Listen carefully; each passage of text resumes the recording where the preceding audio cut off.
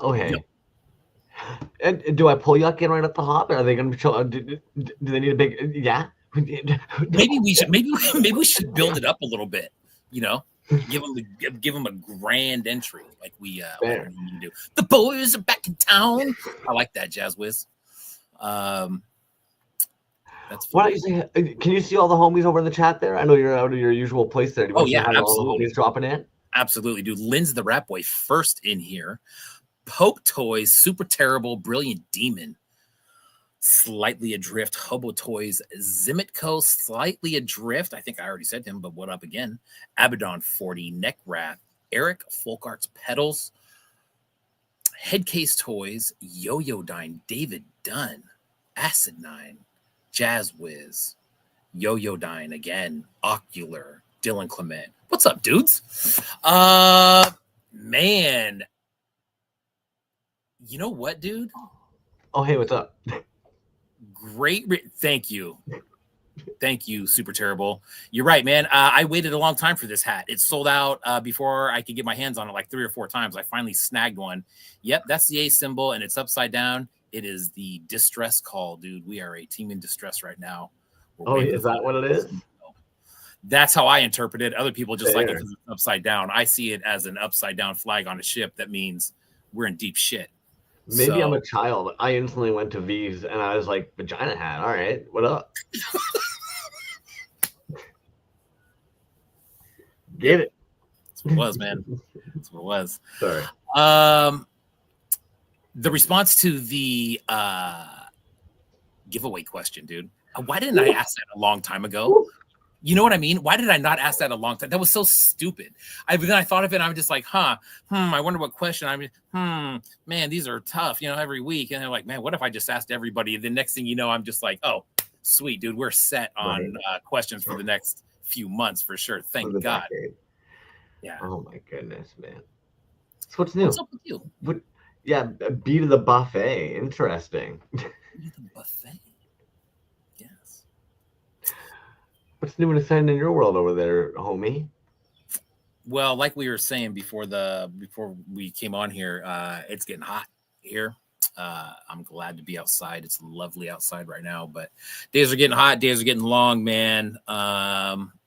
Summertime's just around the corner, and it's nothing nice as usual. It's my least favorite time of year. Summertime edition. Yeah, there you go.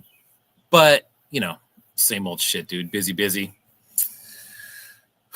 Up here, down there. What's going on with you, man? Staying busy? Staying busy. That's about the way, man. Fucking busy. You know how it is. We don't have that lovely, nice weather you guys seem to have. I was even thinking about that today. It's like I don't know how to explain to most folks that I'm dressed minus 40 any day of the week, any season. But I'd love that nice heat you're getting, dude. Oh, it's lovely. I mean, it's right at the point right now where it's bearable. You know what I mean?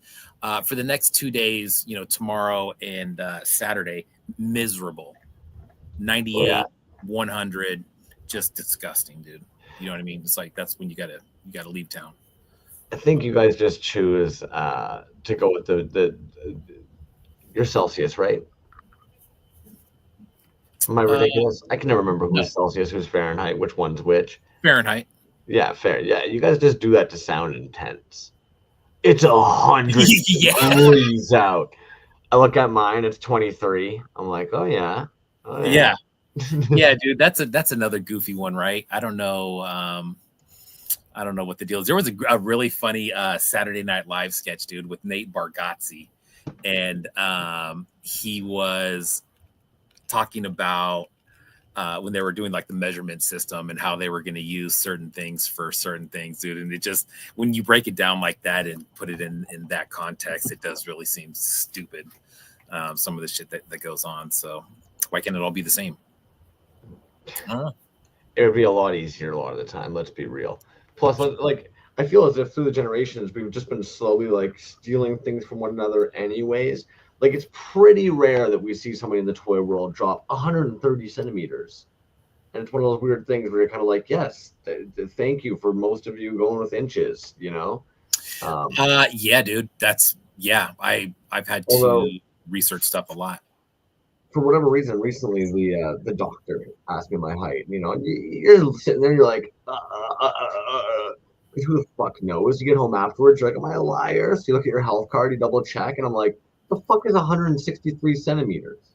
You know, something stupid. Oh wow. They're being like, okay, well, I told this person I'm 5'9". Should I have told the doctor that I'm actually? Did you want that in centimeters, my dude? My apologies. I didn't know that one in centimeters. Give him your age in months. Jesus. You know, just Yeah, exactly. I'm pretty sure we stopped that, right? Like once you reach your first month, we can stop. Like nobody says like my baby's 16 months old. Like that's some bullshit. Sorry. Anyways, getting sidetracked now. Toys. Jesus. What's that look on your face about? Hold up, dude. It's like super breaking up my. I see what's up. Oh, there we go. Now it's better. That was weird. That was stuck for a minute on my end. That's what she said. Heyo.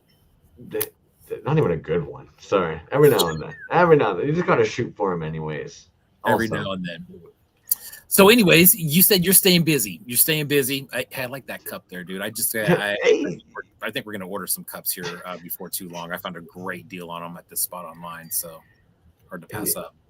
Yeah, I mean, I'm staying busy as a motherfucker. If anything, you know what's fucking jokes? Actually, I've got like 8. I don't know what sticky tack they use in these fucking places, but those stupid thingies are like 8 little like ovals all over. That at this point, like they're just there. It's almost like I've just had so many EKGs at this point. They're just kind of like, hey, what up? We just live here. We're just a permanent rash now. And even the other day, like I definitely had to apologize to this like homie before she took some blood. I'm like, yo, like I've just had a lot of IVs. Like at the end of the day, like it doesn't matter which arm you go into. It doesn't really matter like where you go, but like heads up, like I'm not using. I just had a lot of IVs. You know what I mean? Like even I'm looking at them like, oh shit, there's like 3 dots in that one, there's 5 dots in that one. You're like, ah, fuck. But clean dots. I would imagine if I was using that, I'd be a little bit more track marked and disgusting. You know, I think they can tell the difference between me using piston hobo needles and me using fucking medical supplies. Toys. I don't know how to respond to that one, man. I don't know. I guess they saw your work and they're like, this looks good. Yo-Yo Dine said a deadline to sign up is July 1st. What were we talking about? Yeah. So, because Yo-Yo Dine is talking about the Silent but Deadly show that they ended up dropping up. So I do have a tab ready for that picture there as well. So we're going to obviously talk about that. Hey, there you go, Pope Toys, no doubt. So there you go. I'll make sure I start telling that to all the addicts I pass when I'm heading down towards the part-time shop that I work at. And I'm seeing them. I'll be like, hey, dudes, just make sure you're pissing on your needles. Sterilize that shit. Yeah. Anyways. Tonight is a weird one. Poor Yuck. Oh, dude, you know what? It's gonna be cool because we're hanging out, dude. I got some super cool shit to show. We got a fat giveaway box that we're gonna go over to. But I think I was telling you, dude, as far as like showing pieces and stuff tonight, dude, we're kind of all over the place, which is cool. I know we got Tabby-do market going on. I'm sure we got plenty of that. Yuck's gonna show some stuff. He's got plenty of stuff. Tons and tons of tabs tonight, just because we wanted to have fuel for the fire. But for any of those who are just kind of checking out the chat there, the call for artists that we were just talking about with Yo-Yo Dine. It's gonna be an online art show, IG takeover, call for artists. They were stuff of legend in feudal Japan and became a Western pop culture obsession in the 1980s. Silent warriors stalking their prey from the shadows. They came in many forms: turtles, surfers, American Beverly Hills, Pikmin vinyls, Yo-Yo Dine, and Toys Alive is Alive. Invite you to participate in their first collaboration, an online art show, IG takeover, all focused on these mysterious assassins. So definitely make sure to head on over to the page. I'll even actually copy it and paste it and pin it in the chat there for anybody who's interested in signing up. Yeah. Nice. That's a good one, dude. They're starting to get shows lined out for, I mean, if you think about it, dude, we're starting to get a lot on the calendar that were, I mean, you can almost go to close to the end of the year at this point. You know what I mean? So that'll be cool. And speaking of, we have Fixed Temple Toys set up for June 19th. So if Yes. anybody else wants to slide in for June, hit us up in the DMs, because they had actually kind of brought up that good point too. They were kind of like, "Hey, dudes, I don't know if it's like invite only." It's like, no, hop into the DMs if you ever want to come in and hang out with us, and we haven't reached out to you. BRULIO Toys, what is going on? I was just gonna say, dude, that's another one where I'm like, dude, shame on us for not reaching out to Fixed Temple before. Fixed Temple is one we were chatting a little bit, and that's one that I've seen at Decon multiple years. But they usually have the mascot head on, and they're you can tell they're on a mission. They're going somewhere. They got something to do.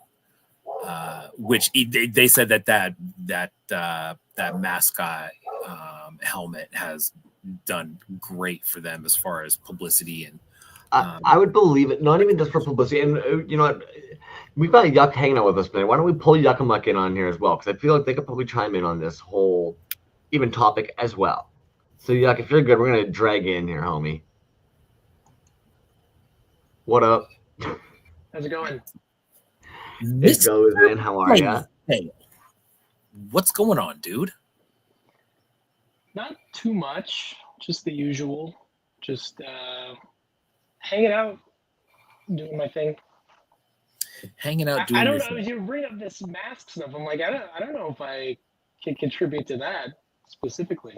So I guess why I bring it up is because at the end of the day, personally, I know if I'm going out to events and stuff like that, and even when I first moved into Toronto, I noticed it does actually, it's almost like a power move if you're using like your IG name. Personally, I know that I feel much more confident and much more myself if I'm going out to something like that and I'm rocking the Crumbs persona versus if I'm rocking like my legal name stuff. And I was curious, you being Yuk Amok, when you go out to those kind of things, do you find that rocking that whole like I'm Yuk Amok and having almost kind of that image of your IG, do you do that, or do you typically rock like your normal legal name?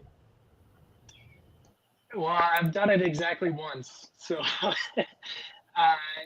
not really. Yeah, no, I did like one in-person event with Pocket Salsa and General Porpoise last month, and yeah, it wasn't really a thing. It was just there. I'm sure if it was something where, it was like assembly required or something, it would be easier to probably present myself that way. But I don't really care what people want to call me. Do either of you actually mentally kind of divide? Am I the only freak show that actually kind of like mentally divides the two? Yeah, I don't know. I probably I met Brian in person, and I probably said, "Hey, I'm David."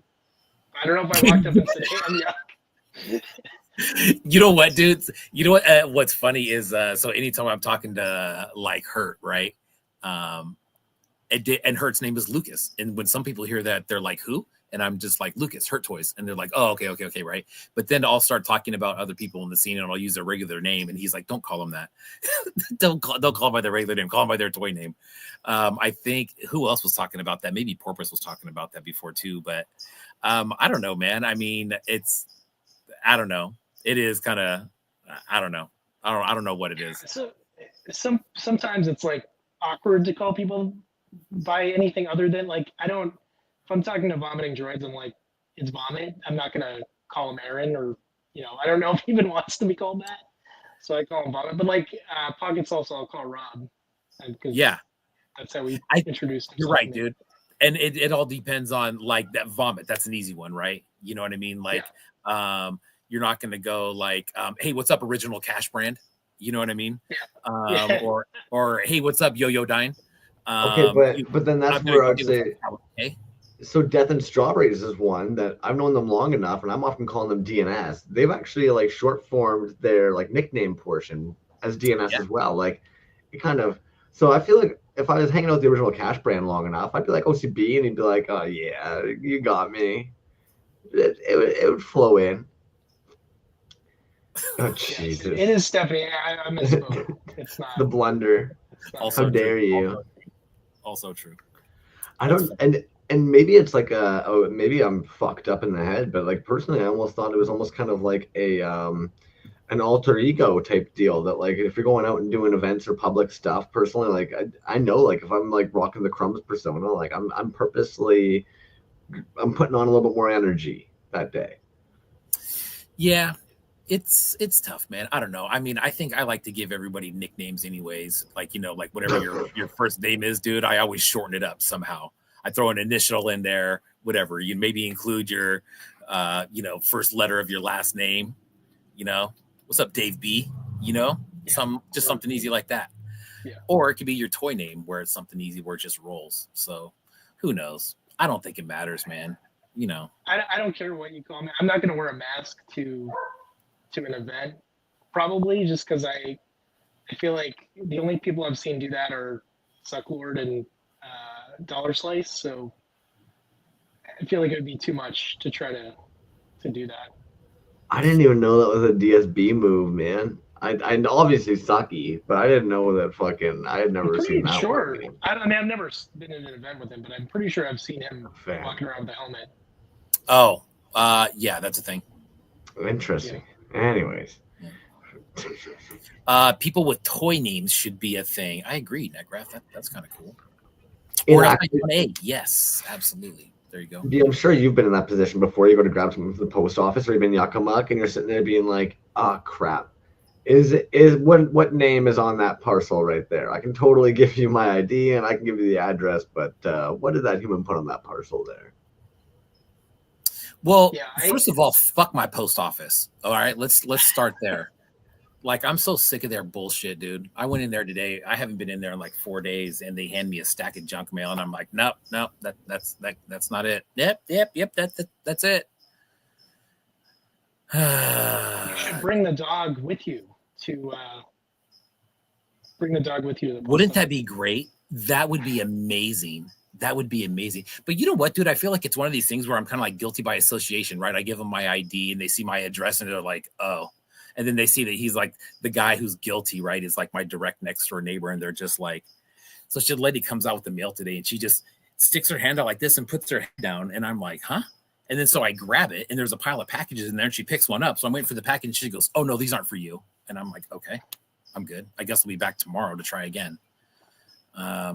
So anyways, nothing solved there, which is bullshit, but it's the way it is. I need to get Ordinary Toys involved is what I need to do, man. And find out like what's the in, like who do I got to talk to about that.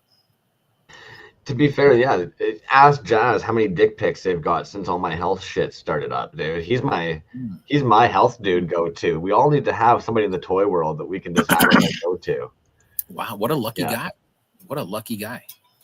Yeah. Yeah, I bet he's sleeping well these nights.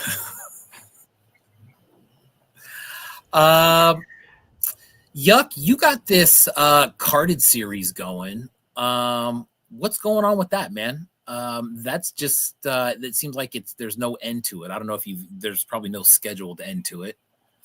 No, not really. I was considering stopping it, and then I was like, you know what? I'd probably just keep going. I just keep going till I'm bored. I think I say that in every post. So I'm just gonna keep doing this till it's not interesting to me anymore. And so far it has been, so I keep doing it. I don't like 100 is a nice round number, and I'm like 25-ish away from that. So that might be it. I don't know. Maybe even not. The thing is though, dude, like the stuff that you do those about, you could probably do that series forever. You know what I mean? All one-offs, all something new, all something interesting. It reminds me of like, you know who Cody Tucker is?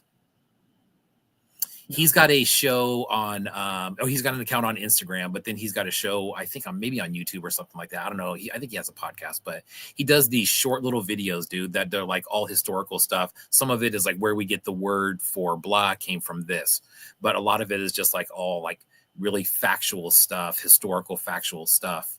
And it's quick, dude. His videos are like, 30 seconds to a minute, but it's always something really cool. And that's what kind of reminds me of your card back series, is that like it's just a brief something about some history that you probably didn't know about, or a book that you probably didn't know about. And in that sense, dude, I think you could really probably go on forever. Yeah, it's the kind of thing where it's almost like there's too many things that I could could do. Like I have a running list of like ideas that like, oh, this is something I'd like to do, and half the time it's just like it's something I can make an interesting figure out of, because if I can't, then it's like it's not really worth even doing. And there's some stuff that I've thought of that's like part of the challenge is like, can I pick something that's like super abstract and try to make something out of that, which is a nice challenge. But yeah, I had not heard of that guy. There's another guy who does, I wish I knew what he calls his series. He does a hashtag, it's learn eclectic things, and it's just like the most random facts.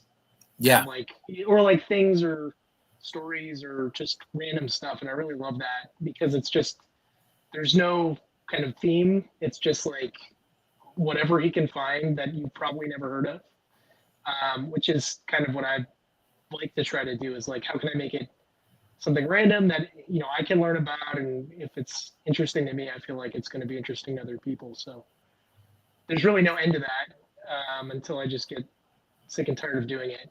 Part of the other thing is if I'm getting like a bigger pile of them, if like nobody's taking them, that's the other reason I want to, like, I can't keep them all in my house. So yeah, I told some people in a group chat, I'm like, if any of you want this, please take it, because if not, I'm just gonna like destroy them. And I got rid of some of them that way, because like I honestly have nowhere to keep them if they're building up. But yeah, it's been a lot of fun. I like making them. It's a little ironic because I don't really like collecting carded pieces very much. I don't like having them because I don't have a ton of wall space to put stuff up, and I'd much rather collect like loose figures and stuff than carded stuff. Although there's a lot of artists who I think do really fantastic, awesome carded pieces. And if I could have them, and if I had space for them, I'd want them. But it's not something I typically try to collect. Yeah, that's the tough thing about carded pieces, man. It's like the wall space that you need to like display everything properly is tough, man. It seems like it runs out so damn quick. Dude, so speaking, so let's go back to your just kind of like the basis of your carded series, dude. So what comes first, or maybe it's a mixture of the two? Is it the story and then you're trying to make a figure, or you got a figure and you're trying to relate that to a story? It kind of depends. It's usually if I read about something or if I'm looking for something, then I try to figure out, can I actually, it'll either be, do I have a figure that's going to work for this? And then if so, do I have like something I could take an image of and make this, you know, intersect in some way? But sometimes it'll be like, I look for actual images that I think would make an interesting card back. Because I don't really alter them too much. It's usually just straight up whatever it is. And then if it's something that I feel like is striking, that's mainly the thing I look for. Or if it's an idea that I think can be represented in an interesting way with a figure, and then I go find an image for it. But yeah, I don't try to do too much variety in the actual figures I use. I picked like one Battlestar Galactica guy because he is like the most normal looking guy that I could find. And I'm like, how many different ways can I do this? Like, how many different varieties of this one figure can I do? Which was kind of one of the things I was trying to figure out. But there's maybe like 5 or 6 things I'll use.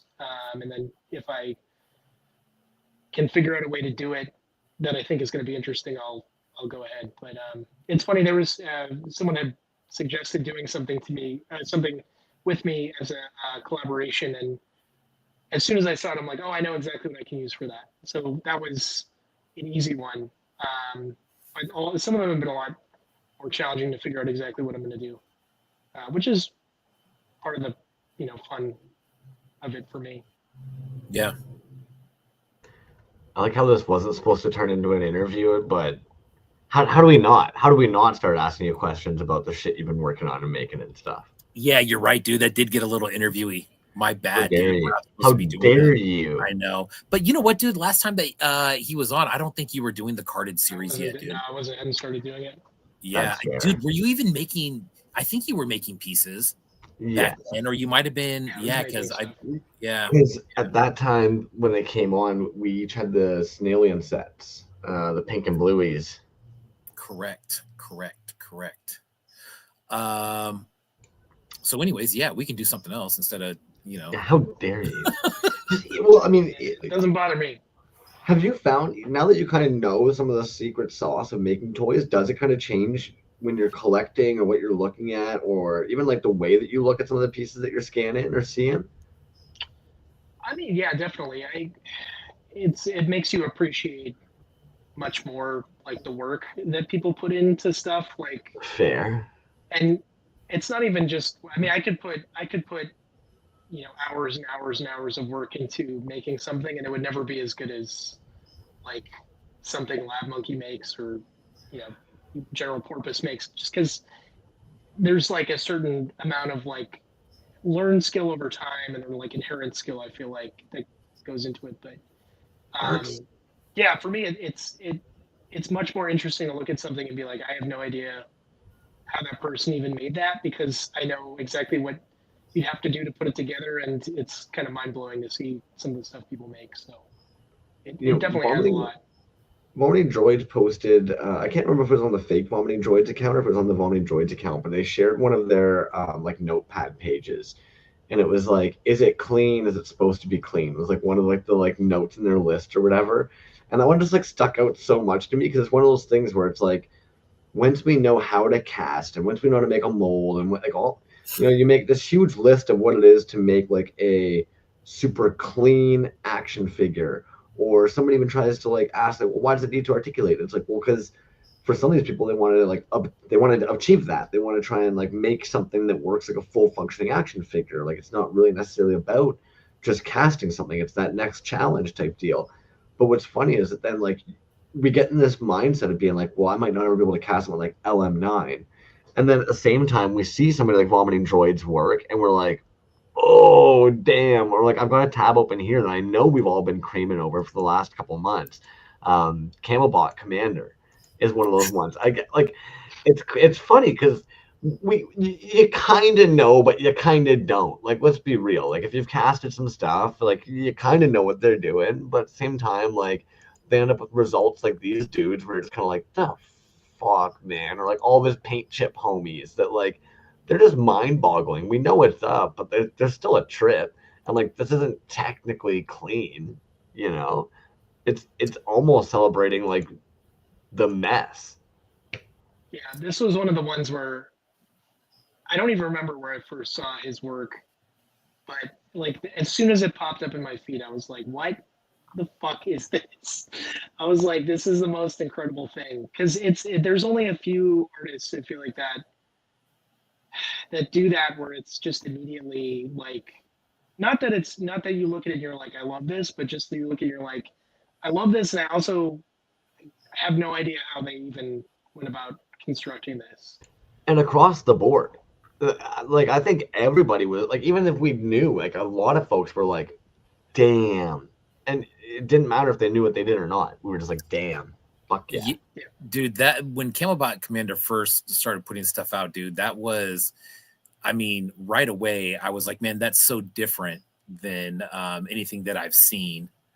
And it's one of those ones, dude, where it's like, I instantly thought, like right away, like, get it while you can get it before it turns into the type of stuff that sells out right away. And some of the stuff hangs around in the shop for a little bit, dude, but some of those, like the ones where you're just like, oh damn, those ones usually go pretty damn quick, dude. Look at that. That's beautiful. And you know what, dude, you know what's crazy, man, is like, that's exactly, what we were just talking about is, if you're talking about cleanliness or something like that, like that's what's so fucking hard about talking about pieces like that, dude. It's like, what was the intent, dude? Maybe the intent wasn't for it to be clean, dude. You're telling me that you're going to look at it like a Trash Joy Studios piece and grade it on cleanliness? Fuck no, you're not, because that's not why you're buying one of those pieces. You know what I mean? You're going to grade somebody like JEVAHO on cleanliness? Yeah, go ahead, dude, because that's what he probably wants, dude. That's what he's going for.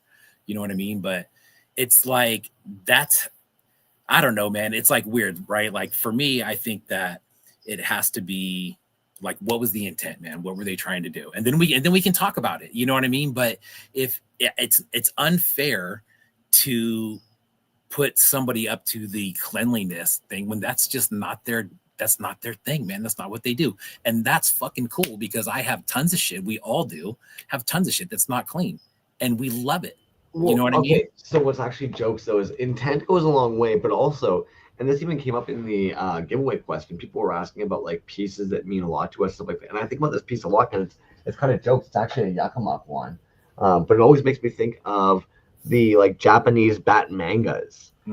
There was like a very small run of Japanese in like the 70s and 80s Japanese Batman graphic novels that for some reason he almost always looks kind of like teddy bear-esque the way his mask is, and that's what that dude always ends up reminding me of. So it's like you don't really know what's going to hit on a spot, and technically like this guy is like it's a miscast, so to speak, but you never know what's going to hit for somebody. Or like one of Titty's first pieces is still like one of my favorite ones, because I remember I was going to interview him one night, and beforehand I'd been liking a bunch of the stuff on his page. And of course, like when you're about to interview somebody, you typically hunt down their page a bit. And I didn't even realize it. I'm just liking shit. And I actually liked something that was one of like the first ones he made. And at some point when he made a package, he was like, "Oh yeah, I remember you liking this one." So I sent it in there, and you're like, the fuck? It's one of those things where like you're not really expecting to get a mold from anybody. It's like, yeah. Damn. Yeah. It's cool, man. I mean, Headcase said that he likes seeing some grime in the piece, the scratches and the slight bubbles here and there. Exactly, dude. And some people, that's why they love, that's why they love this whole thing, right? And other people see that and they're just like, yeah, I got this piece, but there's a bubble in the chin, or there's a bubble, on the brim of the hat or something like that, or a finger's fucked up. And, some people fucking freak over that. But sometimes it's about seeing it. I would say that as well. Like at the end of the day, I remember Fred Brett said it. They were like, dude, we look at these pieces 100 times before they leave our house. If you saw it the first time you picked it up, we saw it. And so that's where every now and then it's one of those things where it's kind of like, homies, like just be real with yourself as well. Be honest with yourself as well. You know what I mean? When you took that picture, did you try and hide the shoulder that was maybe off? Did you purposely try and hide the bubble on the chin? Like, just be honest with yourself. Be honest with the consumer. Like, I think that's all it is. And more often than not, you're even nailing it, man. Like, there's somebody out there. We're not asking you to all of a sudden knock it off because there's a little chip on the helmet or something. Like, but just take the picture so we see it. You don't even have to call it out in the caption, for fuck's sakes. But don't like just in a way where we see it. Cool.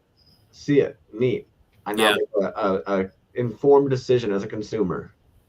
Yeah, and and that's one of the things that's kind of weird, right? Like, I would hope that when people are buying stuff from artists in this community, that they would know what they're getting, right? They know what they're in for. They know what to expect. It's weird when or you buy from somebody for the first time and you get something and it's not what you expect. You're kind of like, what the fuck? You know what I mean? I often go back to it, man. If you start feeling that way, start picking up a couple of your commercial toys from around the house and look at them for a moment and realize how much fucking better your friends are at making shit. Yeah. Because I promise, the moment you start thinking like, damn, they kind of, all it takes is picking up one or two of the commercial toys you bought in your life to be like, nah, my homies did a really good job. Their toy is a lot nicer. The paint app's a lot nice. It's cleaner. They cared more. Like, you can see it in seconds if you pick up one of like the modern day commercial toys. You see in a second how much more your homies care about what they're making. I don't even know if it's about care. I mean, for me, it's just like, did they take the time to come up with an idea that was interesting and execute it? I mean, it's not a huge deal to me if there's bubbles or whatever. And I don't. I mean, my stuff is full of problems, I would say. I don't have I'm operating, without a pressure pot and stuff, so it's not super easy to get that stuff. I mean, I try to get it as clean as I can, but I know at the end of the day, it's not going to be perfect, so I don't try to make it perfect. But that stuff doesn't really bother me. And I feel like I could pick up like 5 or 6 different pieces I have, and the quality is like all over the board, but they're all great in their own way. So that's why I got them. And yeah, dude, and I think that's just it, man. You know what I mean? I think people know what they're getting, man. Like honestly, I would say, and I think we would all agree that like if you know Delicious Again Peter's work and you know your work, I know that I'm not buying a piece from you to get a piece of like this quality. You know what I mean? So when it shows up and it's not some, absolutely pristine, one of the dopest fucking 3.75s I've seen. That's what he's going for, man. And that's his thing. You know what I mean? That's not your thing. And that's not what you go for. And that's not why I buy shit from you. You know what I mean? It's just, I think and this is all going back to say, dude, I think that's why it's so hard to like judge what's clean, what's good, and to say what's good and what's bad, dude. Like, I mean, I know people say all the time, like, oh, I wish you guys would, judge pieces a little bit harder and blah, blah, blah. Okay. So I'll go back to Trash Joy again, dude. You want me to pick up that piece and go, well, there's some flash here and some flash here and blah, blah, blah. I mean, the people who know are going to go, yeah, no shit, dude. Like, that's what it is. You know what I mean? So, I don't know. I don't know what, I don't know. Even in the Trash Joy, I feel like a lot of the times too, it's one of those things too, where it's kind of like you're paying the $15 or the $10 for it because they're very open about being like, I didn't want to spend the whole evening cleaning these all up. I wasn't about to sit here with an X-Acto knife cleaning all the flashing up. So yeah, $15. Like, I don't think there's anything wrong with that. The other thing too is like when you mentioned like you're not working with a pressure pot, I would say like there's a difference. Like this dude here going with, if they were working with a pressure pot, we would notice it. Like something like this, you almost have to. You know what I mean? You start double casting like this, it's like, well, of course you're gonna need a pressure pot. That otherwise, like you're just not gonna obtain the right casts. Yeah. Jazz, judge them harsher. That's probably, if that's what I said, that's probably not the right angle to take on that. It was a toy review show where you're giving honest reviews and pointing out things right, like bubbles and flash and stuff like that. And so that's what I was talking about. And all I'm saying is like, in this scene, how do you do that? I mean, how do you do that? That's exactly it, man. If anything, I feel as though in this scene in particular, it's easier to celebrate when we see something really impressive or somebody doing something really interesting than it is to tear down something that maybe we don't get. Because at the end of the day, like all you're doing is stopping somebody from potentially getting really fucking good at making some really cool shit. So like, well, dude, and isn't it just like the same in like everything we do, right? Like if I was reviewing this piece and I looked at it and I said, damn, dude, it's so great in all these ways, right?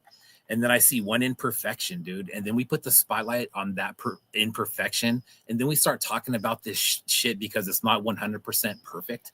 I mean, isn't that the same with everything, dude? Like, isn't that the same? Like we treat people that way too.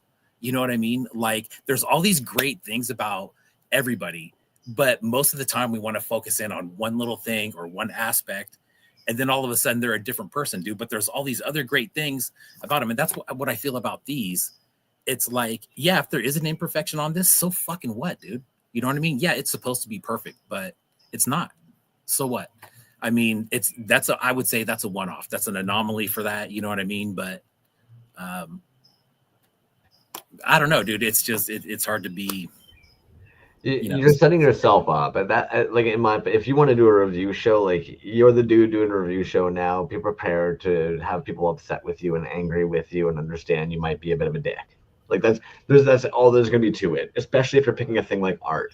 There's even some dude who they're on Instagram quite often. They pop up my feed, and they'll often have like somebody's art behind them, and they're running their mouth off. And even recently, like I kind of loved it. They were at one of the contemporary galleries here.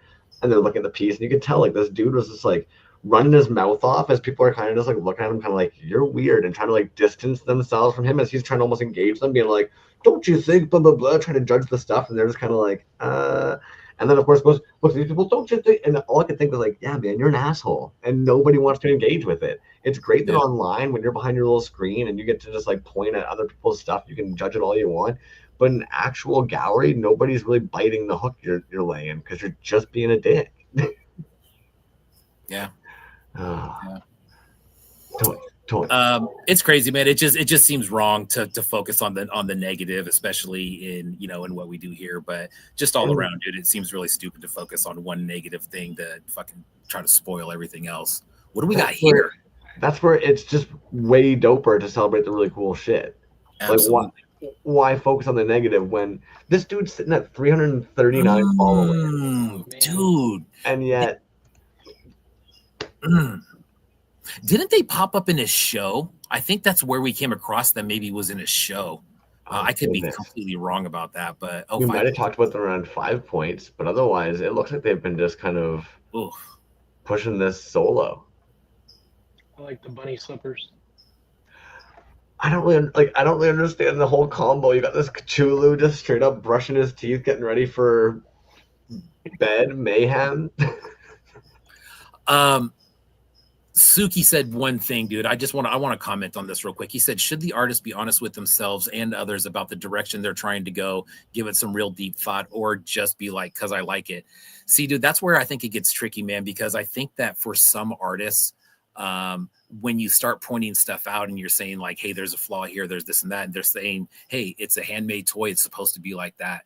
I think for some people, you can see that as an easy out, or you can say, hey, that's just the way it is. So I guess it's in the eye of the beholder, right? Like if you don't like it, so what? That's the way it's supposed to be. That was an easy way to say, hey, man, that's just what it is. I honestly think that when he says if the artist should be honest with themselves and others, looking in the mirror and saying, hey, this isn't perfect, and being, upfront and honest about it is probably a good starting point to say, hey, this is what I was going for. It didn't happen. I did get with some flaws, but then, you can honestly, be real with yourself about the progression that you're making, not only with yourself, but also with the people that are buying your stuff, and collectors out there. Because I'll go back to Titty Bean, like what you said, dude. I have some Titty Bean pieces from early, and they fucking suck, dude. Like they are like, compared to what they are now, right? I mean, I love them because the paint is horrible. Like they hardly stand, the magnets come out, and it's so rough, dude, that it's cool to me to have like a piece from him now and then say, hey, but this thing, like, look at how far this dude came in like 5 years time. It's just horrible. So, yeah, I know, dude. That's what I'm saying. Like it's just like a completely different thing now. But yeah, one of the first things I ever bought was a Titty Bean toy. Like, I don't know, 2019 or 2020, probably 2019. And I got it, and it had, one of the nose had like a bubble in it, so the nose was partially missing. I saw it, I was like, I don't care about that at all. Like, this is, because I had specifically requested that piece, and I'm like, this is so cool. Like, it didn't even register for me, but yeah, it is kind of cool to watch like that progression. Like if someone is trying to get to that point. I also think it's, if someone knows what their limitations are, and they're like, this is what I can make, and I'm going to try and make it as interesting as possible. I think that's, as long as it's interesting, I don't really care so much about like the quality, as long as it's not like, I don't want to say intentionally lazy, but like if you're just like completely half-assing it and not even trying, to me that's a little like you're not being real with yourself about what you could, like what your potential is. So I think that's an issue. But if someone has a really interesting idea, that's all I care about usually. I think that's why normally I would even say like be honest with yourself, because like let's be real, we've all been that kid who like we had the project that was due the next day and we've half-assed it. The problem is when I'm buying a piece, I don't know where your mindset is. I'm hoping that you approach every piece with some kind of heart of motive behind it, not this like whatever, fuck it, right? So that's kind of what I mean when I'm kind of like, yeah, just be honest with yourself, man. Like if you know you half-assed it, just be honest with yourself. That's the only way you're going to grow as well. Like, otherwise, you just get almost comfortable half-assing it. You know what's interesting too, dude, and this is something that you guys would probably have to answer, because as somebody who makes stuff, I don't know, right? Because that's not what I do. But like, where do you like walk that line between what your identity as an artist is, as far as like Trash Joy again, right? We'll just say that. He has set the bar at where he's at for getting stuff that is not perfect. But that's what it is. It's perfect. It's not that way, right? Titty Bean has grown into an artist now where everything is perfect, and you get something that's not perfect and it looks out of the ordinary now. So like, at what point do you start striving for, you know, like if Trash Joy started to say, okay, I'm going to try to make things pristine now, like, would that even work? Even look at their collection, like Titty came into this, their role model being Healy made, right? And so like you have to kind of look at like that's kind of like their image, and they're also, in my opinion, like in the best way possible, they're a bit of like a perfectionist. They want to see how far they can push their craft. They want to see how good they can do things. I'm not saying that Trash Joy therefore doesn't.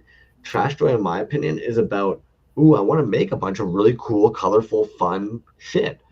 This is a really fun thing. I want to mold it. I want to cast this up. Very Gashapon, very like Simeon Cheese is a little bit more like their role model. And Simeon Cheese, again, is going to be way more of that kind of like Gashapon, Gumball Machine, right? Like pumping out a bunch of really cool ones doesn't really matter if they're rough. So I think like that's kind of where even that difference comes in. I can't speak for Yuk on like for you, man. Like when you're making stuff, I'm sure there's times that you have a piece that you're kind of like, it's rough because it's okay. This one's rough. I'll make the most out of it, or I'll work this to a way. But there's other times that you're kind of like, hell no, the goal here is to make something. I want it to be crispy clean. Like,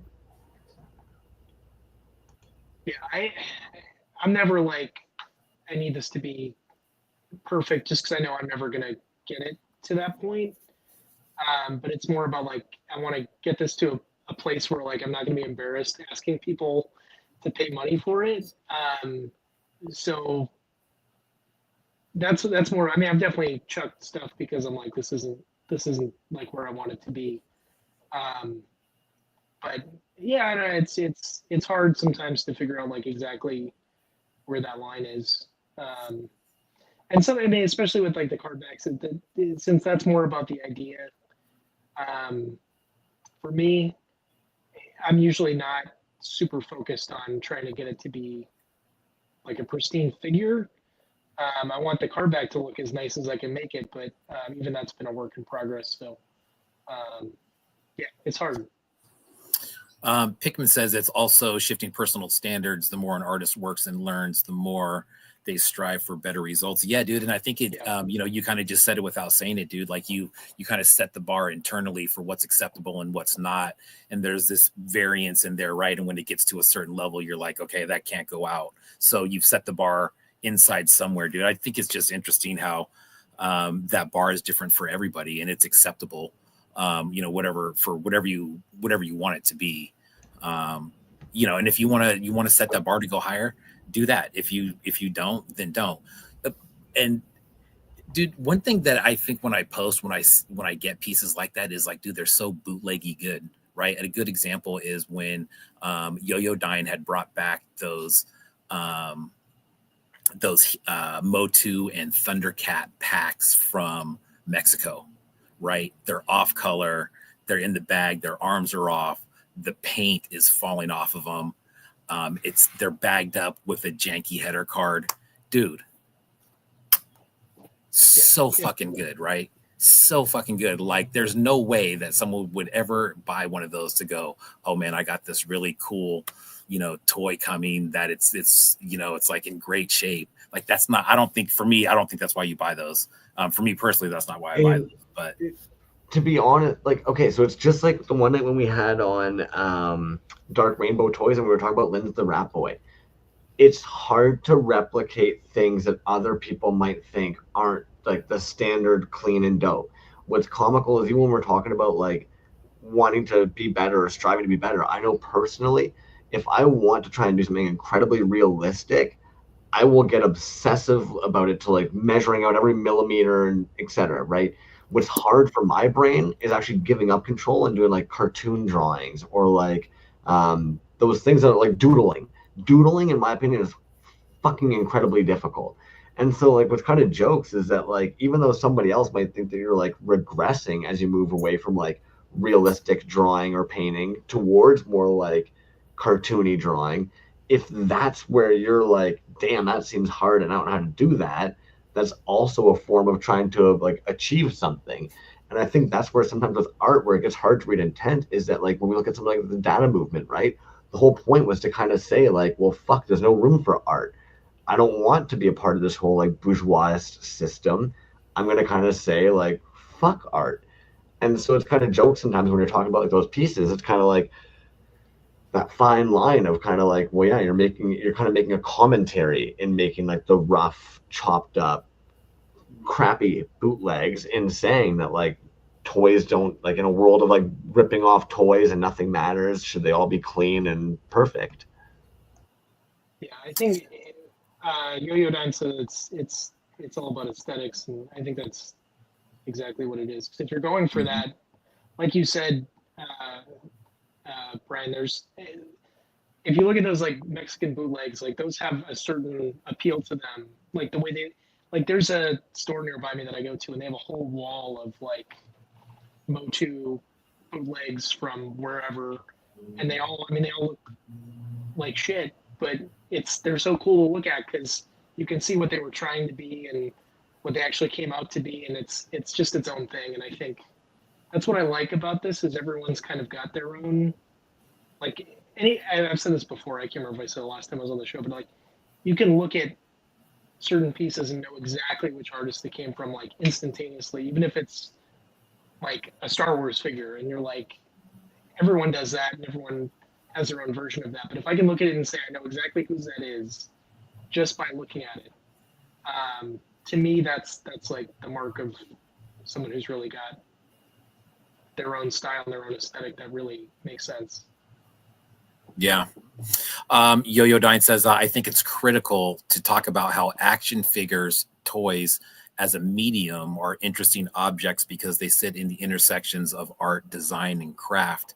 Yeah, absolutely, dude. I would agree with that 100%. And I think, the problem is that a lot of people, and this is where it gets kind of fucking weird, right? So then like you go to a con, right? And people are upset that they're not selling a bunch of stuff. Well, do those people care about that stuff right there? Probably not. I mean, but there's a lot of people I think that are like in the community to say, yeah, dude, that stuff that is important. And I think that's where it kind of comes back to, well, it's not a very big community, man. So if that's what you're going for is just like shitloads of sales, like those, I think those accounts are few and far between.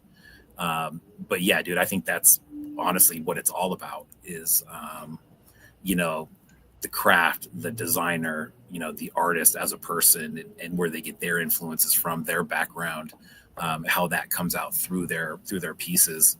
I think all that stuff is, I think that's a big part of why we're all here. Besides, it's just cool shit. There's other people here because it's just cool shit, man. And at the end of the day, we just like cool shit. I ended up catching it because I would have never really thought about it. But the other day, I ended up looking up. I've got this plushie that like I've had since I was like a fucking kid. So I was looking it up. He's in pretty rough shape. I was like, I'm curious if I can get another one that would maybe just sit in not so rough shape. And I look it up, and homie's like $178. I'm like, the fuck is this? And then of course I start scrolling, and you start seeing like he's one of these stupid like cozy crits versus all these knockoffs. And I'm sitting there being like, oh fuck, he's like the legit, and there's all these other stupid vintage gorilla knockoff. Like, why would somebody bootleg? And then you realize like he was part of some stupid stuffed animal bootlegging, that like there's all these really cheap bootlegs available of the stuffed animal, but the OG, hell no, man. Somebody out there knows like, oh yeah, no, he's one of like the authentic. It's like, the fuck is this? And like, I would have never thought about it applying to things like stuffed animals, or like, I know the one day we were talking about Sega games, and when Zenitco was talking about like the religious Sega game cartridges, I'm sitting here being like, people were fucking bootlegging Sega games and putting their own fucking shit. Like, I didn't understand or know of all this stuff, man. Like, this world has just existed in every medium. It's ridiculous. Yeah. I don't know. Scott said that the railroaders of the hobby. Yeah, and I agree, dude. I mean, I don't know technically when you could say it started, right? But if you look, I think over the timeline of history, we're still in the very, very early stages of it. So I'm obsessed with these. They're terrible bootlegs of the Dragon Ball Z characters. But even this, I remember the one day not too long ago, LM9 hit me up being like, hey, my Mexican buddy who imports toys has a bunch of Dragon Ball Z ones. And there was a piggy bank with this same stupid fucking head on there. And what's crazy is you look at all the line, and he's the only one whose head looks way out of like line. Everybody else looks like they've tried to like sculpt a head. His is just randomly like it's trunks. And sure enough, it's just straight up the head from the piggy bank used on the body. And like, don't understand how these kind of toys just exist, where they come from, who makes them. You look all over the label or on the box, it won't have any kind of like name or anything. Like I've got a set of Power Rangers over there, sell like hotcakes. You're like, what company writes sell like hotcakes? Perfect. Yeah, parents know these are gonna work because they sell it. Like bootlegs are just they're magical in their own weird way, and if you're gonna replicate it, it's really tough to do it authentically. Yeah, I don't know that I've seen anyone pull that off. I'm trying to think of anyone who even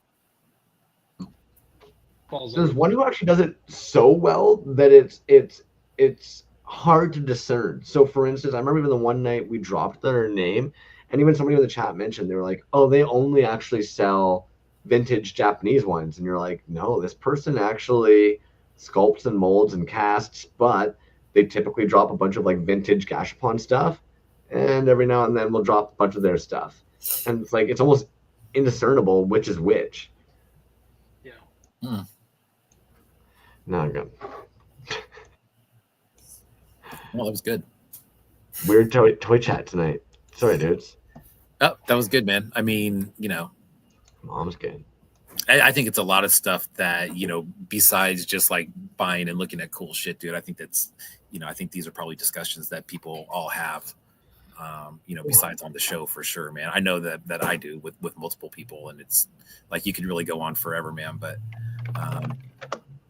yeah, somebody said we need to come up with an action figure manifesto for the art of this, and I think that's true. I just don't know.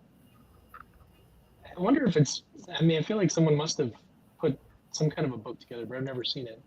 Have you guys ever seen the Star Wars bootleg one that somebody put together? Somebody in Poland put one together. One? Yeah. Yeah, I wanted to buy that, but I can't. Those are. Don't know how many of them there were. It was a small. I think it was a small run. Yeah. I am pretty sure it was like one of those Kickstarter type ones where essentially like everybody who funded the Kickstarter on this level was like buying the book, and then there was a small print run outside of that for people to buy. But I'm with you. I think it was a very small run. Look at Jazz Wiz. I've got that Poland one. Jazz, you would have had a heyday about it earlier. B was on here complaining about how he has no more room on his walls for toys, and he's got a supermodel woman who's going to pick him up and bring him to the beach this weekend. It was what? Fucking dick. That's what I said, word for word. I said it word for word. Verbatim. Star Wars. Yeah, there you go. Dude, those figures are expensive, man. If you ever try to buy any, like, the old school vintage ones, those things are not cheap. What's up, dude? You got. Sorry, isn't that funny how like the crappy bootlegs are the ones that are so fucking expensive now? Yeah, I think it's actually I shouldn't say that because I don't know for sure, but I know that the Ninja Turtle bootlegs. I think who is it? Is it Toys on Tap that is into those? I think I want to say those are pricey too, or harder to find. Somebody had all the amazing Hercule ones at one point for like $10 on their page. It would have been like early indie toy days. It was almost like they didn't realize like the rarity of them, and they had like all the fucking amazing Hercule ones, the bad guys, their stupid outfits, and the turtle masks, and oh my god. Yep. Hey, one of the questions that came up in the chat in the giveaway this week that I thought was actually a good one. I'm curious your guys' answers. The first toy artist or like art toy you saw that would have gotten you dudes into this whole recollecting, buying in the realm of indie toys. For me, it was Junk Fed. I wish I could remember. I don't even know where I saw it or how it came up on on my Instagram, but I saw it was his. God, now I'm blanking on the name of the toy line that he was making, where he had like the Spock Troopers and a bunch of random like bootlegs. But yeah, as soon as I saw his stuff, something clicked, and I was like, "This is like the best thing I've ever seen." Yeah, those. Well, that's the big. He did a 12-inch, but there was a 3.75 too, way back. Space Madness is what the line was called. So yeah, it was that, and then somehow I also saw Dano Brown, and I mean Dano Brown is someone who, like, if I was going to try to get to a level like that, would be, I was like, oh, maybe this is like something I could try, and it became obvious that that wasn't going to happen. But it's, I mean, he's just so, he's someone who's got like a mix of talents that work perfectly together, like the graphic design plus just the Kit Bashkin painting, and then also just finding a really cool way to do interesting concepts. I know they're not, I know some of them are ones that people bring to him, but he just is, it's just so good.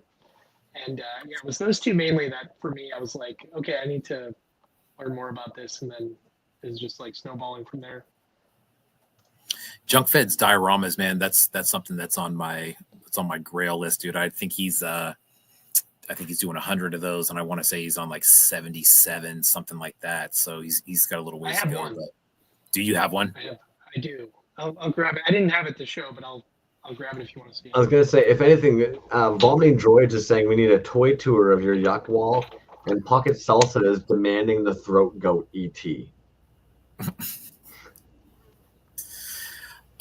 For me, man, I know exactly what it was. It was Hurt and myself. Go ahead, Yuck.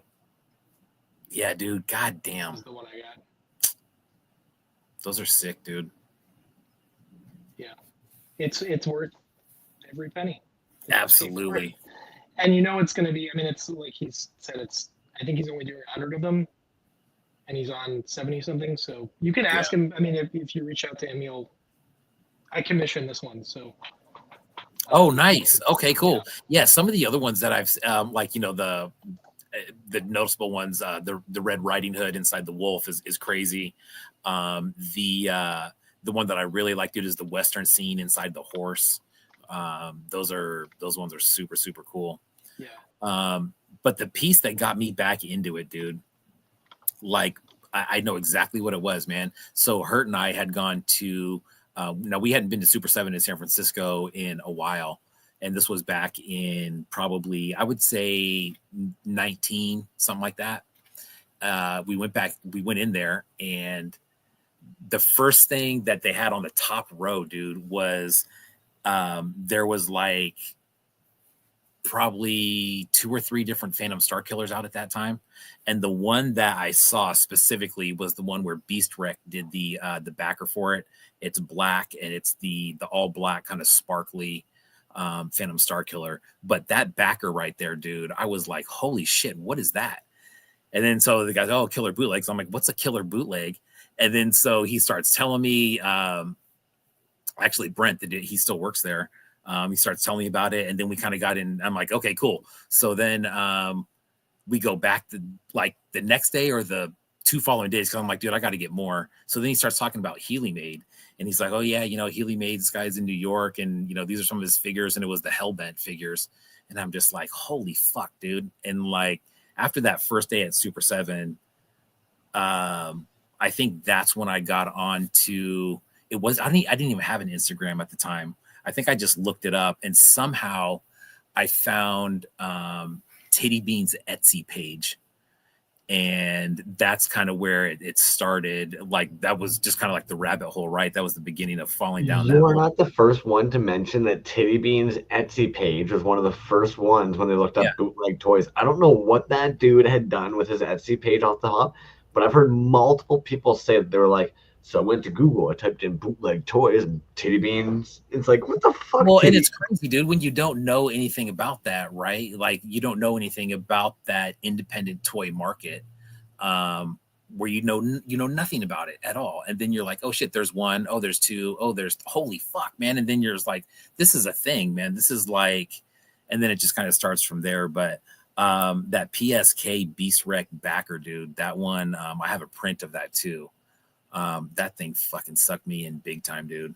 And I think, you know, just because of the character too. You know, I'm a big Skeletor fan, but it's just, you know, PSK, bro, that's like the ultimate grand slam as far as action figures go in my book. You know, that's like that thing is money in any scale, in whatever flavor you want. It's just, it's dope. Yeah, titty bean piece. I'm telling you, man, it's just and you know what, dude, that piece that I bought from him, so the first piece that I bought from him was his first carded piece, and I didn't even realize it was his first carded piece until I posted it for like the second time years later, and he goes, I think that was my first carded piece, and I was like, oh shit, it was. But at that time I was buying like remember he had the stormtroopers, and he called them, I think they were death troopers. Those are the first ones that I had, dude, and I remember seeing like a marbled one, and I'm like, whoa, what the fuck is that? And then I was like, this dude's in Australia. And I was just like, dude, what is this? I was so blown away by like everything that was going on. Man, we've been doing this show 3 years and we've never had this conversation. Same, dude. Slid over that page, saw this, the Death Troopers, was like, why the fuck is it $40 to get your shit over here when your figures are like $15? I'm like, AUD, what's an AUD, man? that was you mentioned his Etsy page. I looked at it, I'm like, why? I was like, these are so cheap. I'm like, why? And he's shipping them from Australia? I don't get it. I was like immediately like, I'm buying at least a couple of these. And yeah, I was never too interested in the stormtrooper, like the trooper stuff. The ones I have are I can't remember the name of them, but it's the Rancor Keeper with the brain exposed. Oh, the Acolyte. Maintenance Jones. Yeah. Oh, damn. Yes. Yeah, boy, the Acolyte, dude. Dude, I have an Acolyte that it's like clear arms and legs, and it's got like a red chest, a clear head, and like a blue brain. It's one of the dopest fucking pieces I have, dude. They're so cool. That character's so dumb but so good looking. There's something just so stupid but so good about it. Yeah. But that's what's it's I don't want to call it dumb because I don't actually think it's dumb. I know I understand what you're saying. But to me that's why I like it. Like it's like if it's that dumb, it just makes it work. Like if it was trying to take itself too seriously, it wouldn't be as I wouldn't care about it as much. But no, yeah, I'm with you. There's something just almost dorky. I don't know how to put it. I just find he's like dorky looking, man. Something about that head. Yeah, the Rancor. It's such a weird head to choose for something like that, and it just works so perfectly. So that's what I love about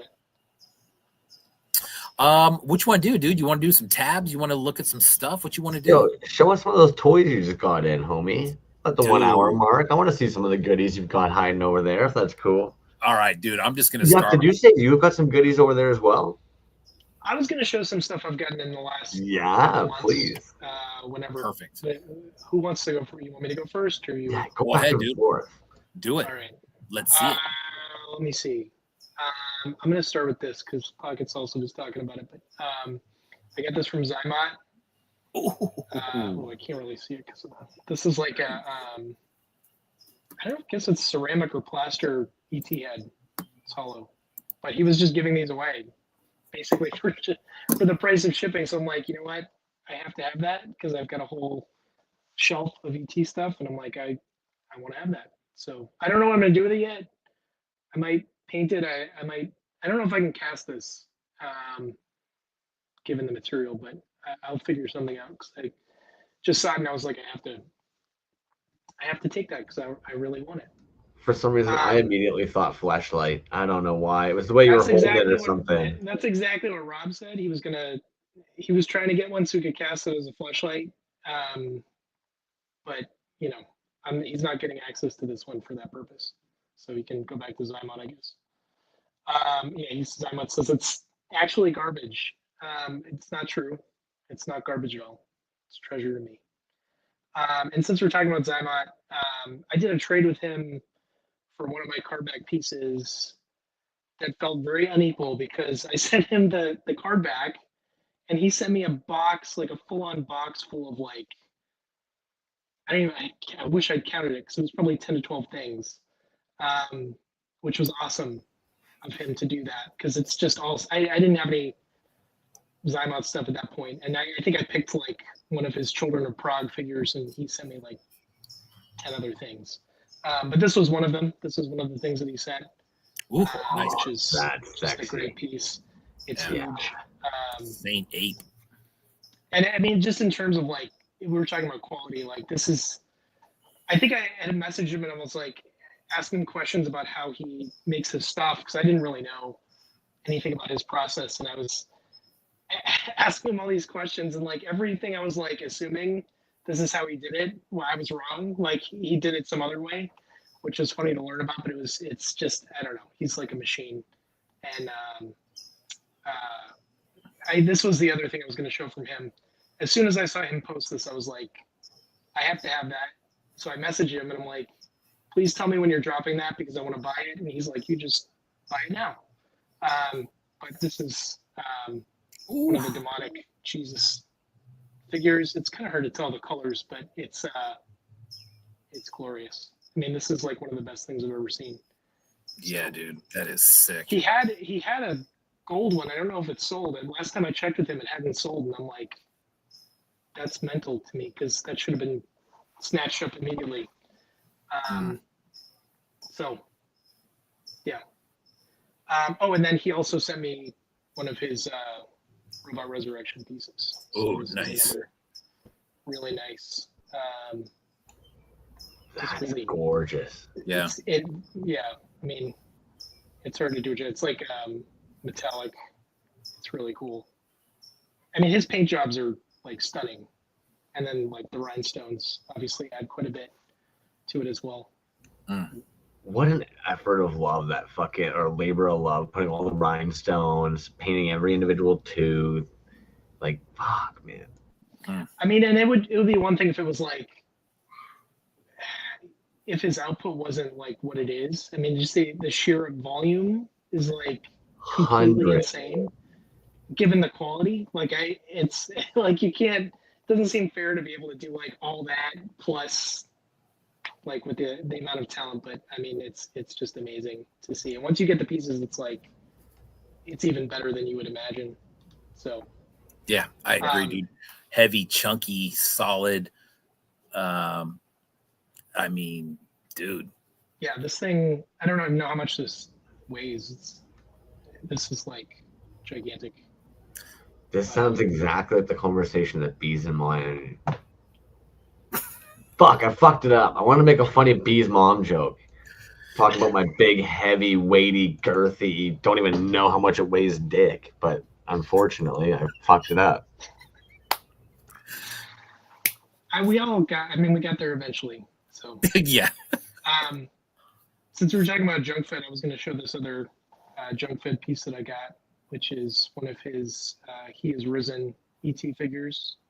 I love the finish on that, dude. I have one. I have the all glow one, which I like, but it's just all glow. There's no wash on it or anything. The wash on that, dude, with that kind of patina bronze look or actually that's more like a patina brass. That's super like cool. Brass. It's really awesome. And it's funny because I had commissioned another one from him for one of my good friends for his birthday, and I got it, and then I sent it to him, and I'm like, I really wish I kept that for myself because I really wanted that. And it was one of the original painted ones he had done. That's like it, looks like the it's in the colors and everything. Yeah. But after that, I'm like, when he makes them again, I'll just pick one up. And this was the next one I saw him do, so I was like, I'm getting that because I really like the way that the bronze statue kind of looks. The full painted ones are gorgeous, though. Oh, dude, yeah, I was gonna say the full painted ones are dope, dude. Those things usually sell really quick. Yeah, they're all. I mean, they get snatched up immediately. This was another kind of religious figure from Ocular. Nice, very cool. Jesus figures. Jesus. And he did a few of these. It's kind of hard to tell, but the seeds are gold leaf too, which is really cool.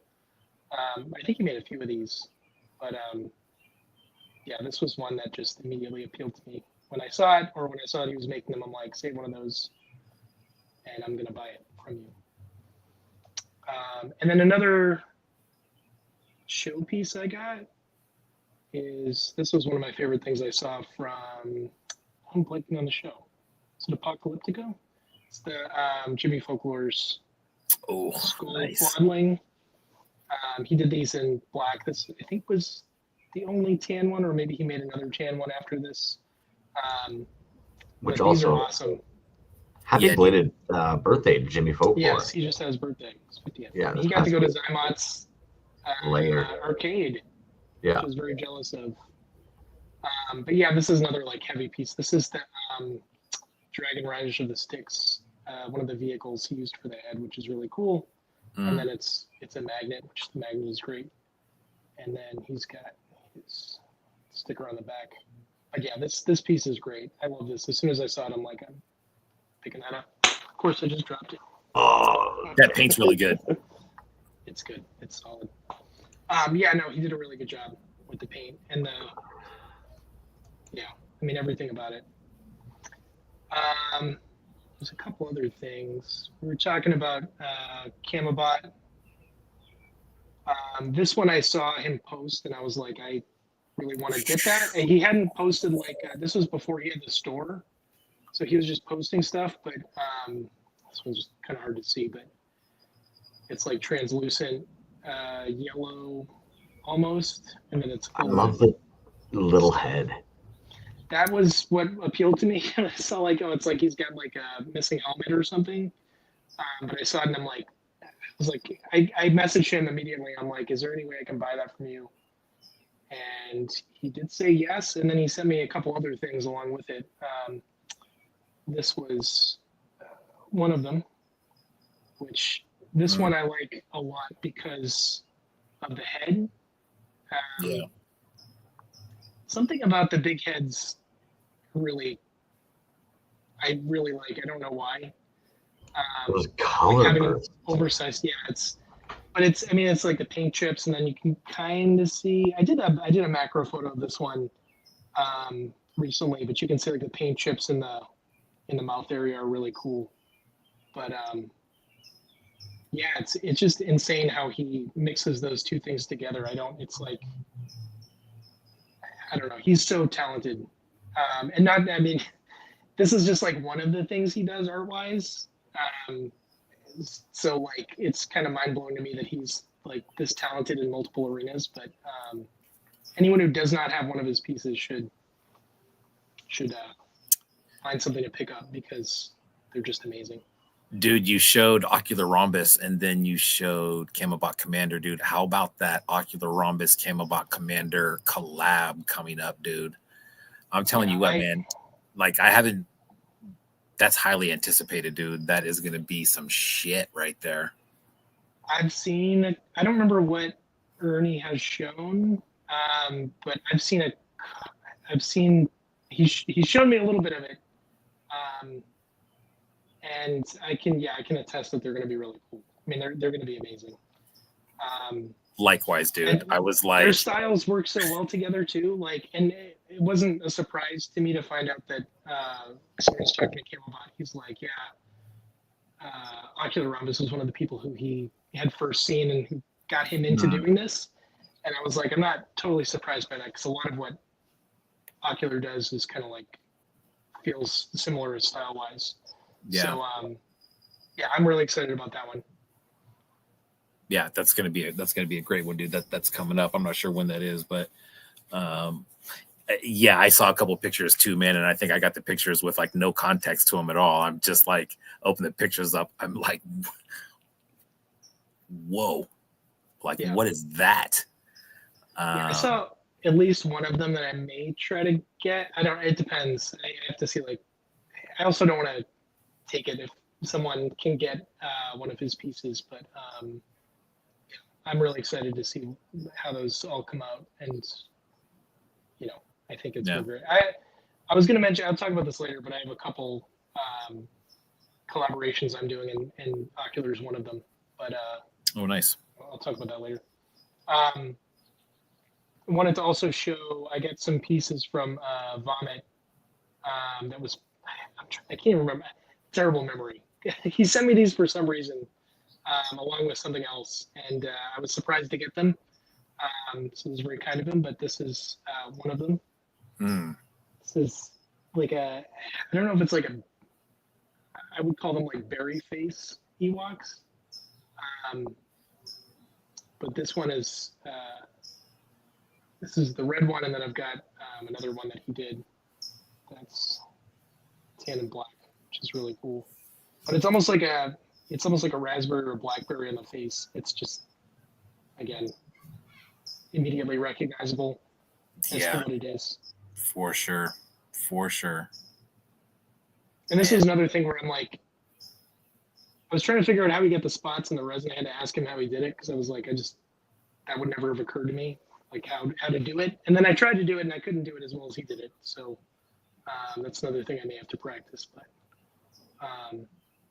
yeah, very exciting. Nice. Yeah, dude. Vomit stuff is always, God, dude, he's been posting some stuff recently. And it's always, every time you see it, you're just like, shit, dude. The first thing I look for, is that for sale? You know, but some of the stuff that he's been posting recently is, and his stories are always really good too, man. Like you said, there was, was it Crumbs? Were you talking about how he posted a picture of, like the layout of a bear? I can't remember if that was in his stories or on a post or something like that. But anyways, always cool shit. Yeah. That was what you were saying. He did the drawing, and it was, or he'll post the drawings that he does, which you'd think would be like helpful in figuring out how he constructs it, but to me it almost makes it more confusing. Like I'm looking at, he's got his like sketch ideas, like him, just hands coming out of everywhere, and then it's like you see the figure, and it's like, okay, but how did you do it? I don't understand how you did what you did. So yeah, that's why his other account is good for that stuff too. Although I don't know how people get access to that. I don't know if he wants that to be secret or not. I think he does. Yeah, it's a secret. What'd you say, Crumbs? Oh, I'm just over here mumbling away. Yeah. Is the fake Vomiting Droids account a secret? I don't know this stuff. But yeah, for anybody who's yeah, this is kind of what we mean. Like, you gotta love it. This yeah, that's it. Bear face. Yeah. It's like, hell yeah. But even this, don't be safe, don't be cool, be excessive and fucked up, be pink and yellow, be goopy and willy. You are fucking. It's like nice. I was mentioning before, like seeing an artist piece and knowing exactly whose it is right away. I saw he sent a picture or posted a picture somewhere of his like workspace, and you could just see the resin drops on it, like where he had.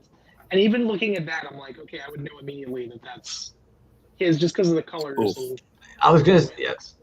The color choices, yeah, absolutely. Anyways, we don't need to be showing off everybody to what we got here. Oh damn. Yo, I don't know why. Love the fuck out of this. I don't know if this popped up in anybody else's feed, but there's something really appealing about this to me. Anyways. Who is that? This is gonna be a Six Forest studio. It just happened to be one of the tabs after I just closed the Vomiting Droids one that was sitting there. Oh, okay, gotcha. Yeah. Mind you, though, did you guys see this thing? I don't know what the hell it is or when it's coming out or what's going on, but yeah, that's crazy. What is that? Slurpees. When you were talking earlier about how like an LM9 piece can just be clean, like I couldn't help but just be staring at this freaking little piece, just being like, damn, that's a wildly clean sculpt. Yeah, that's cool. Yeah, and I wonder, I mean, like, to me, like, having tried to sculpt stuff, like, it makes me wonder, like, how much time he spent on something like that. They will be. I don't know. It's yeah, that's good. It's tough to say, man. Honestly, like it's just like anybody who's good at something, right? Once you be like that becomes kind of like your jam. Like I would imagine they can probably sculpt that up pretty tight. If anything, it's probably cleaning it Folklorian. It's a Slurpee based on an old 1970s Jiggler toy. Yeah, so I was just seeing them in the write-up here. Can't wait for these to come out. So far I've casted 3 in resin. Next is to sand them out, clear coat them, make 3 molds, and then cast in jiggly rubber. There you go.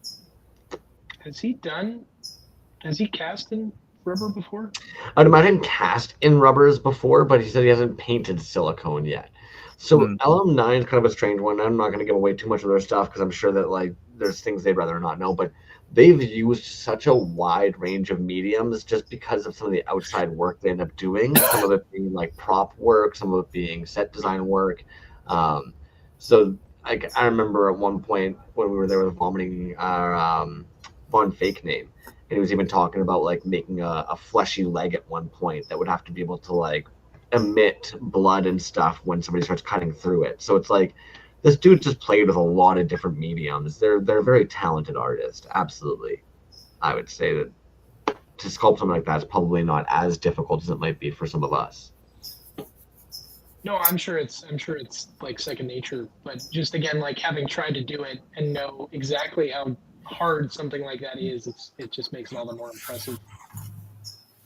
Yeah, he's a really nice artist. If anybody has ever like been curious about how to do something and is maybe intimidated because of LM9's like IG page size, they're an incredibly approachable kind of person.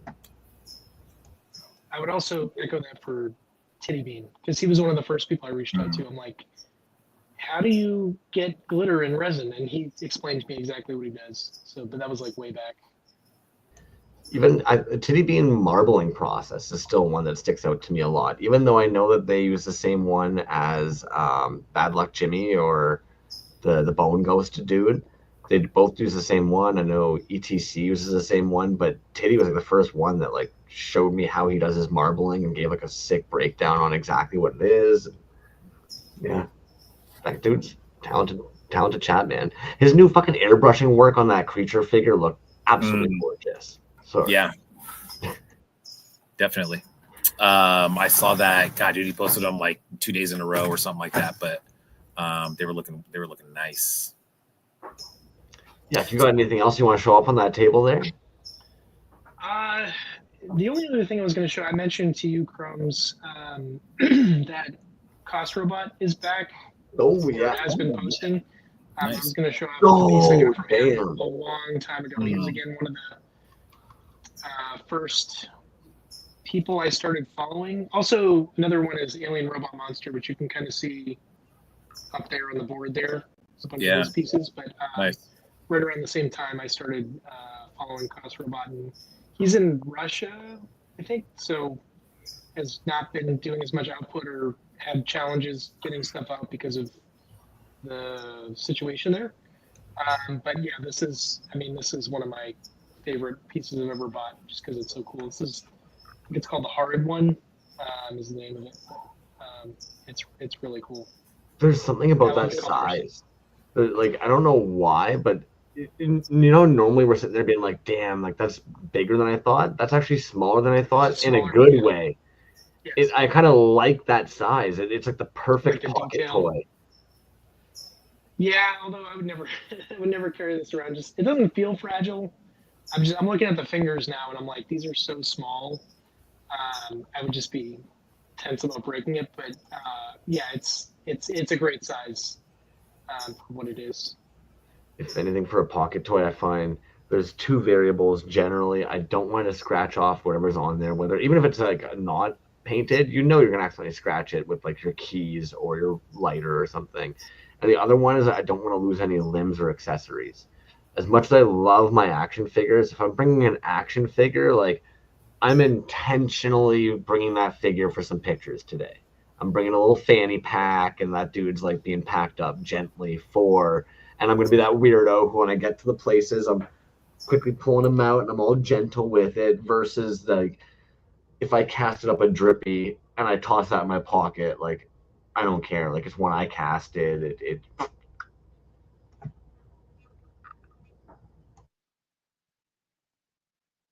yeah, I feel like you're going to say something there. I was gonna show something. Is what I was gonna do, and I realized I was on mute. Somebody said something about a bird. Yeah, I think there is definitely a bird here, Scott. Good call.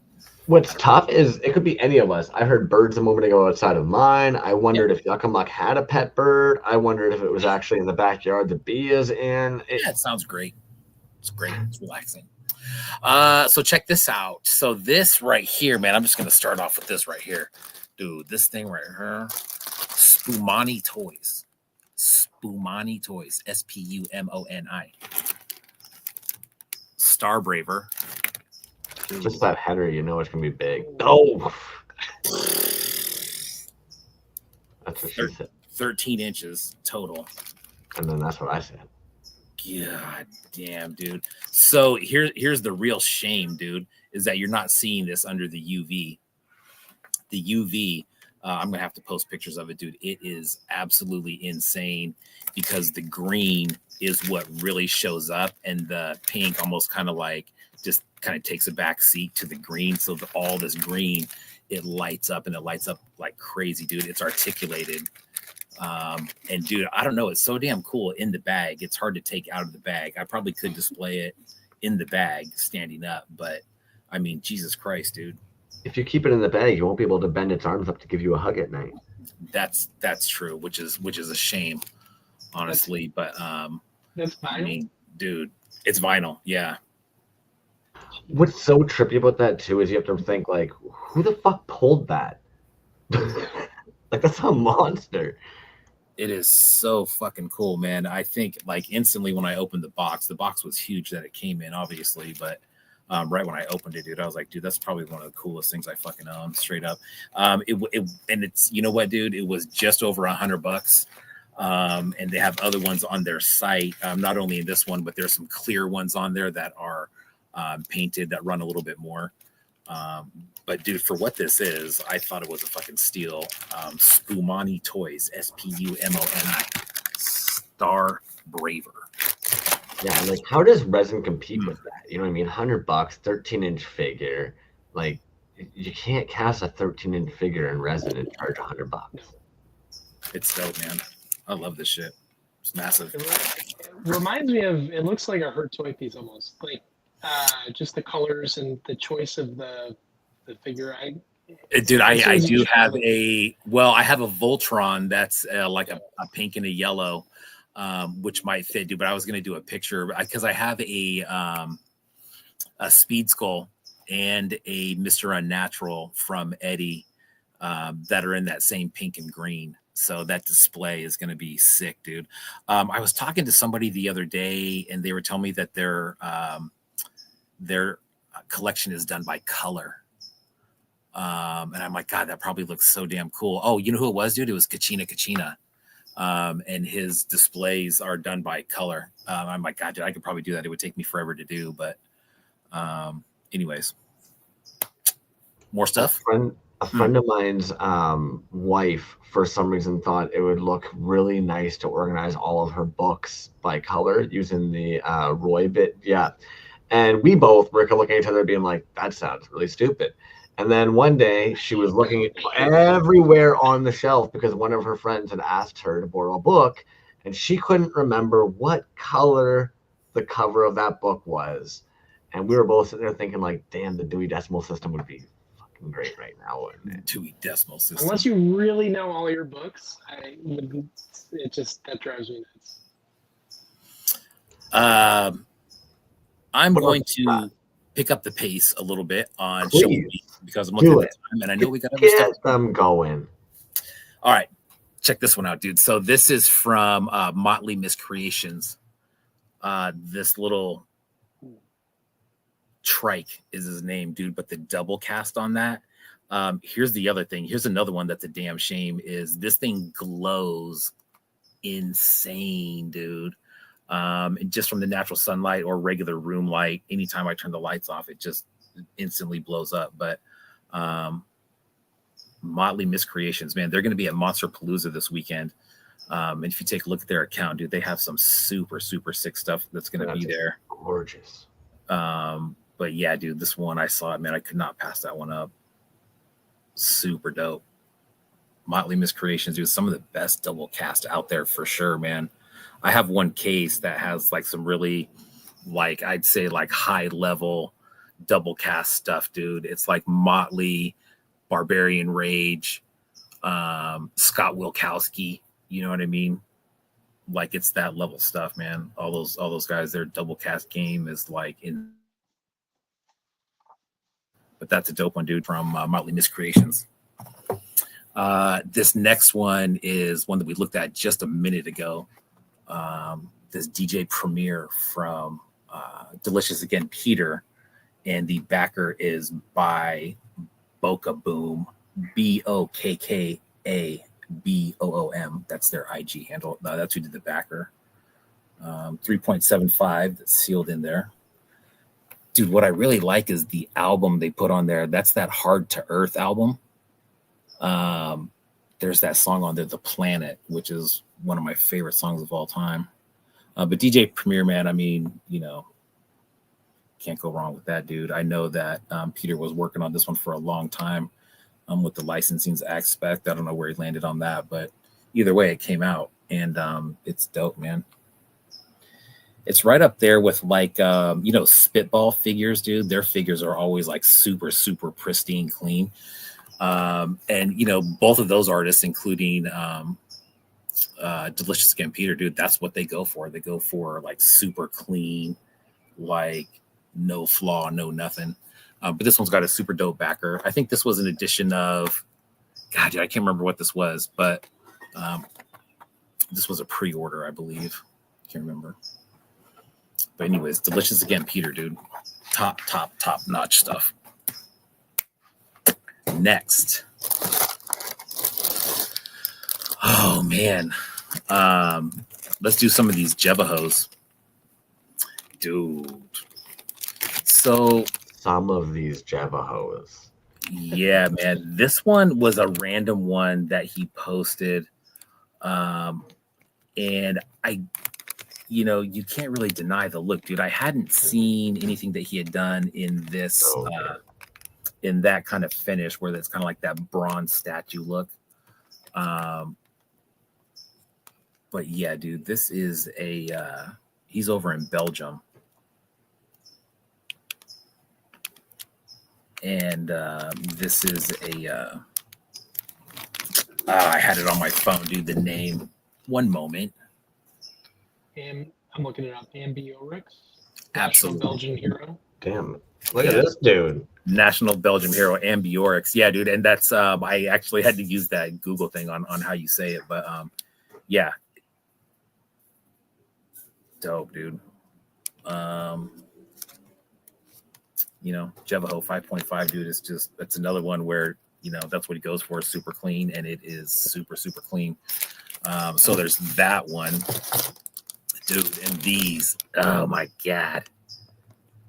The Mike Tysons. So good, dude. He's been posting some customs, dude, that people have been putting in. I saw today that he did the Hulk Hogan. That is a super dope one. That Hulk Hogan was so good, man. Yeah. Mr. T. I saw the Mr. T one. The Mr. T, yeah, that's the other one that he did the other day. But this, I mean, Mike Tyson, dude, I mean, I don't think we give enough credit to, man. Like I don't know how JEVAHO's brain works with using what they have to get what they get. You know what I mean? Like I'm sure they've got quite the collection of molds, but the way they use them to build these different character combos is absolutely fucking mind-boggling. Yeah. This is the Tyson variant, I'll say. But yeah, dude, and I mean, he cranks them out, dude. Like these were all pre-orders, and you could get these carded or bagged. But it's another one where he's super consistent, dude. It's not like he puts one of these out, you know, once a month or something like that. I mean, there's regular posts with new stuff. And it's just like, bam, there it is. Like the last two that we talked about, dude, the Mr. T and the Hulk Hogan. You know, not like, hey, I'm working on these or progress pictures or anything. Just like, bam, here it is. And that's what's crazy about it, dude.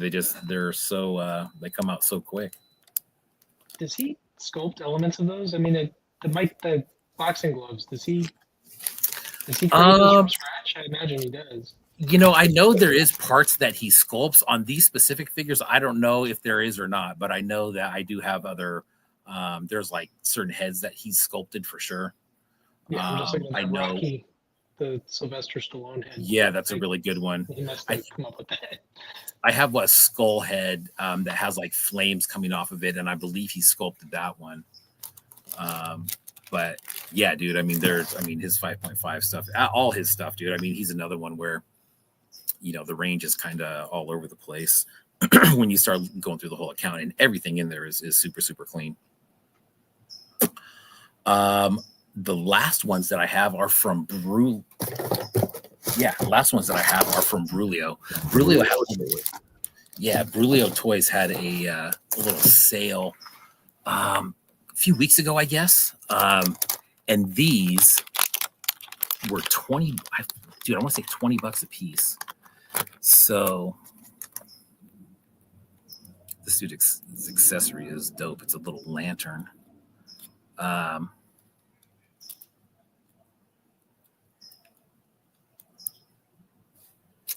This plague doctor.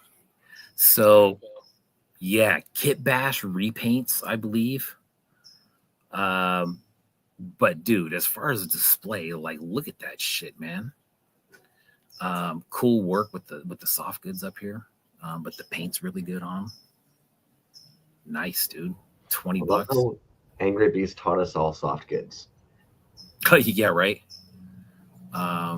But these are great, man. I mean, I love that figure. I mean, who else has a lantern accessory?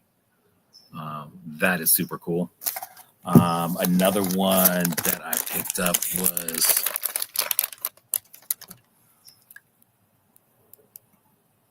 the Dead Cosmonaut. Oh yeah. Another dope one, dude. I love that blue, that kind of cobalt blue. Again, with the details on the paint. Dope. Is that articulated? In the legs, yeah. Kit Bash, is it? So he painted. Yeah, okay. Yeah, and the arms are, one arm looks like it moves. The other one, I don't think it moves. But I mean, for display purposes, dude, Hurt and I were talking about that the other day. He came out with those Scout Troopers that are just one piece, non-articulated, dude. And I said, man, I just want to display them. I could care less if they're articulated or not. And that's what I'm going to do with these, dude. These are all going to go in a case in a row that are going to look sweet. And then the other one is, this guy has a little gun. I'm not going to try to put it in, but this. Oh, awesome.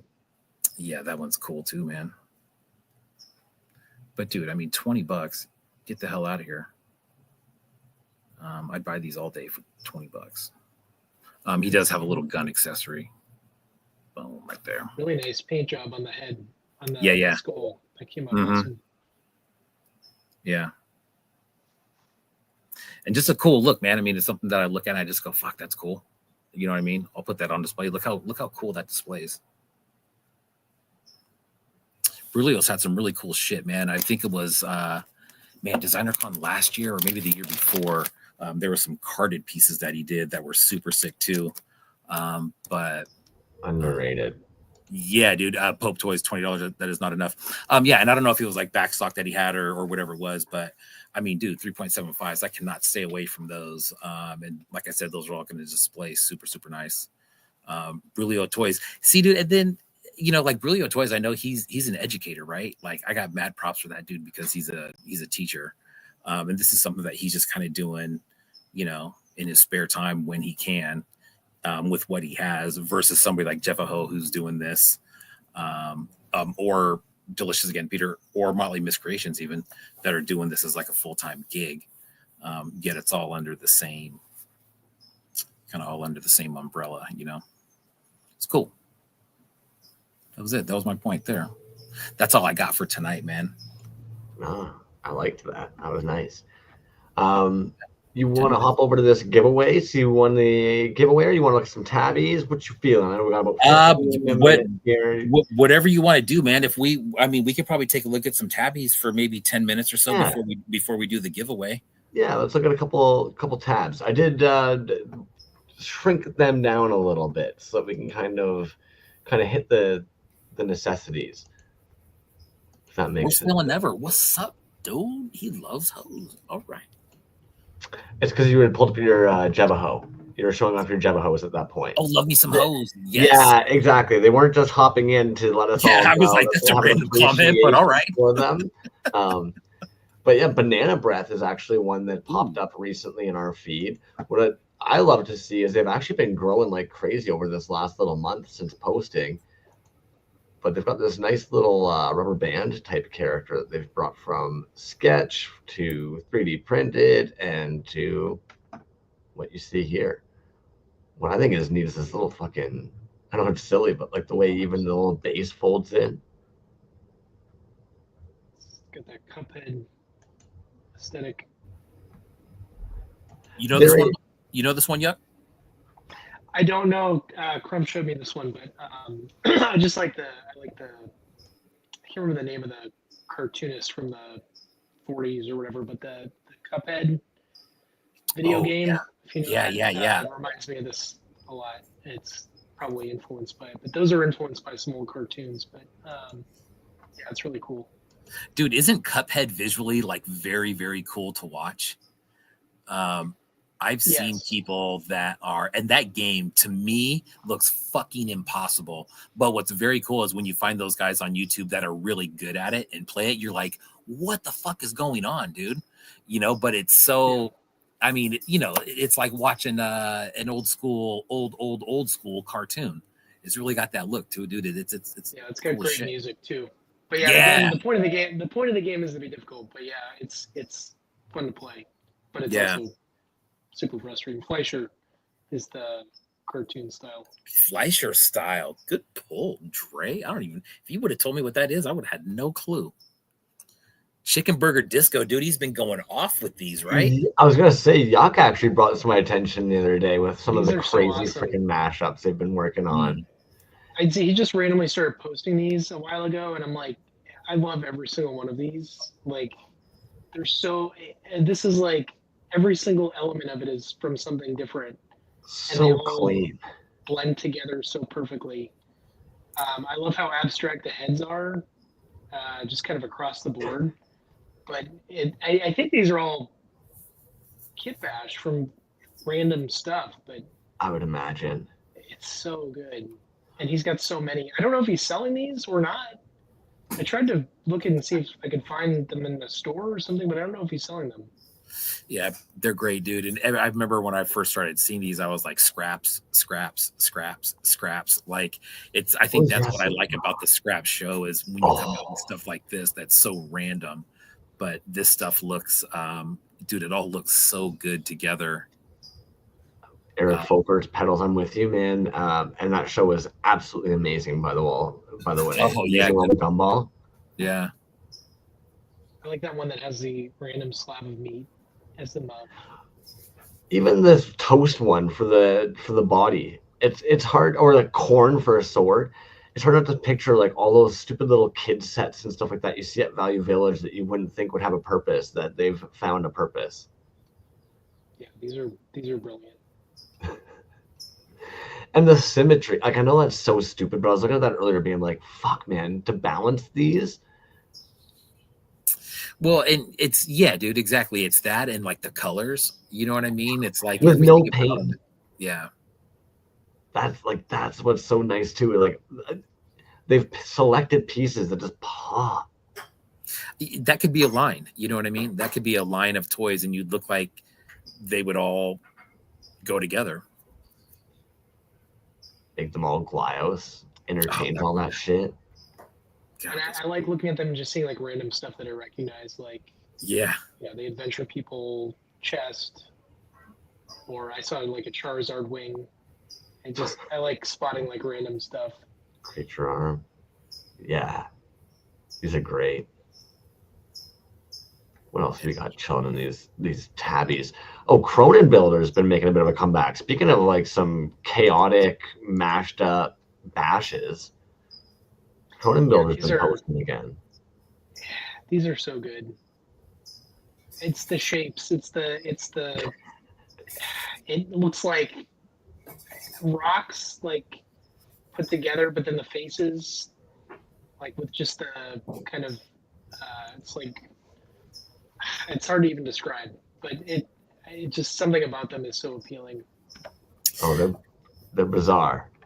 Dude, I think Cronenbuilder was one of the first guys that I really realized that like this other world that they were creating, man, like that the Stroika figure and dude, all that stuff when and it was in the header cards, it was in the posts. It's got such a weird, unique feel to it. But it's super cool, man. I'm glad to see they're coming back, or if they're coming back. I know they made a game. That's just it. They've been a little bit off the mark because they've been working on that video game series, which I believe incorporates kind of like their characters, their world. Like, and that thing is nuts, dude. He showed me some of the stuff that he was working on years ago in the notes, and it was so over my head. I'm like, dude, that looks amazing, but I have no idea what any of that stuff means. Right. But it was his game that he was working on, and you look at it now and you're like, holy shit, dude, that is like some in-depth stuff. But that whole world that he created with his figures before, man. The other thing that I really like, and I bet that figure has it too, dude, is he was one of the first guys that I saw that was using magnets in the bottom of the feet. Yeah. Which was really cool, dude, because all the pieces that I have from him, I've gotten some really good pictures because the base that I use where I take the pictures is metal. It's like black metal. Nice.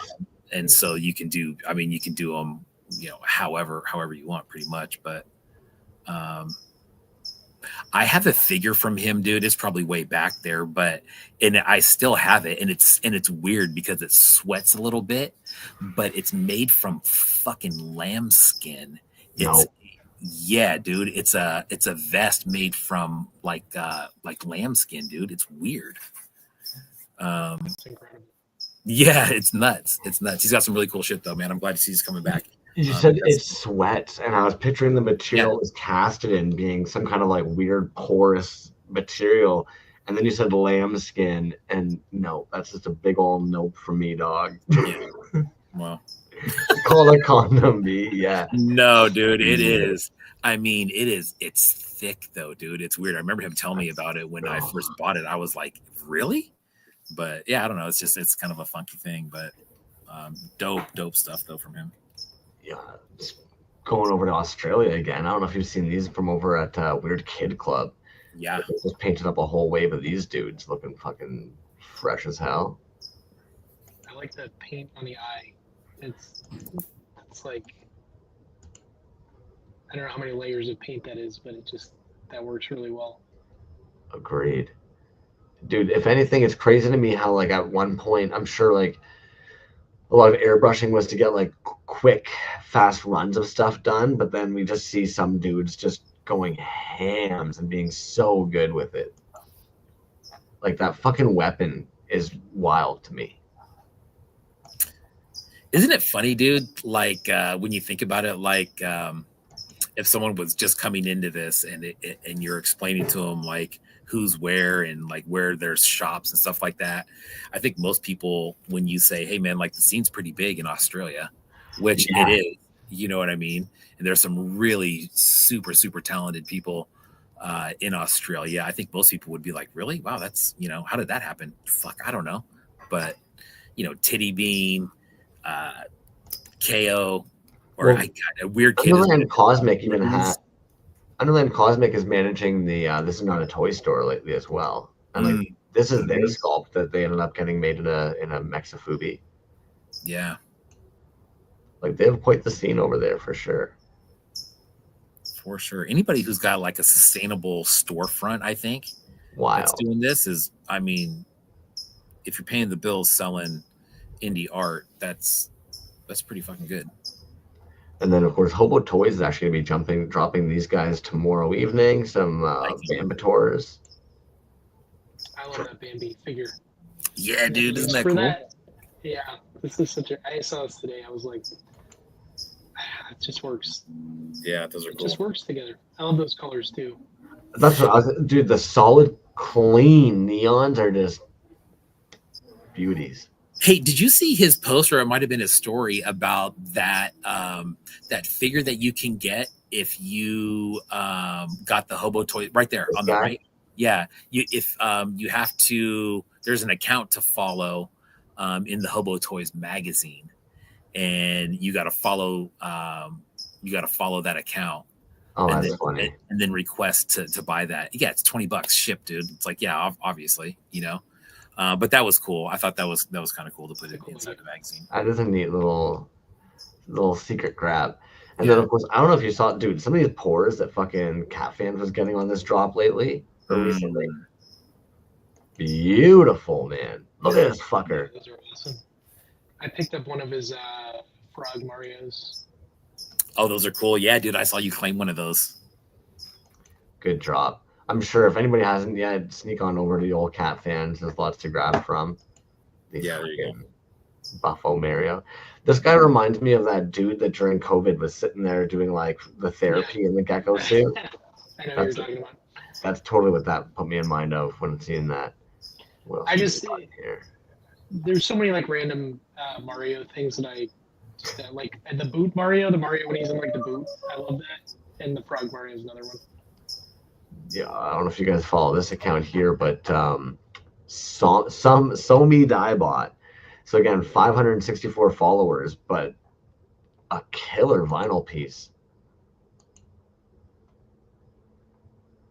I don't understand. If anything, Death Anime Studio is like this as well, where it's one of those like a small account, just killer pieces. Don't understand how like they don't have a bigger following or more likes when they're just dropping fire like this.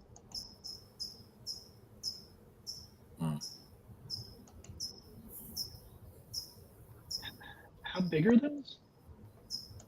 Does it say? I think on the cake one it might have said 23.5 centimeters. I don't know centimeters. I was gonna say motherfucking centimeter. We were complaining about that at the beginning of tonight. That's like a foot, right? It's half an inch. Let me double check here. 23.5 centimeters in inches. There we go. Yeah, you know what I want, Google. 9.25 inches. Oh, 10 inches, yeah. Those are bigger. Way bigger than I would have expected. Yeah. All right, B, we're at 10:57. Should we roll up this giveaway? Yeah, let's do it, man. Yo, it's probably going to take me about 45 minutes to get through the contents of this box. I was gonna say, I know secretly you were like, yeah, okay, I got to get some of these fucking giveaways out of my house. We're packing this motherfucker.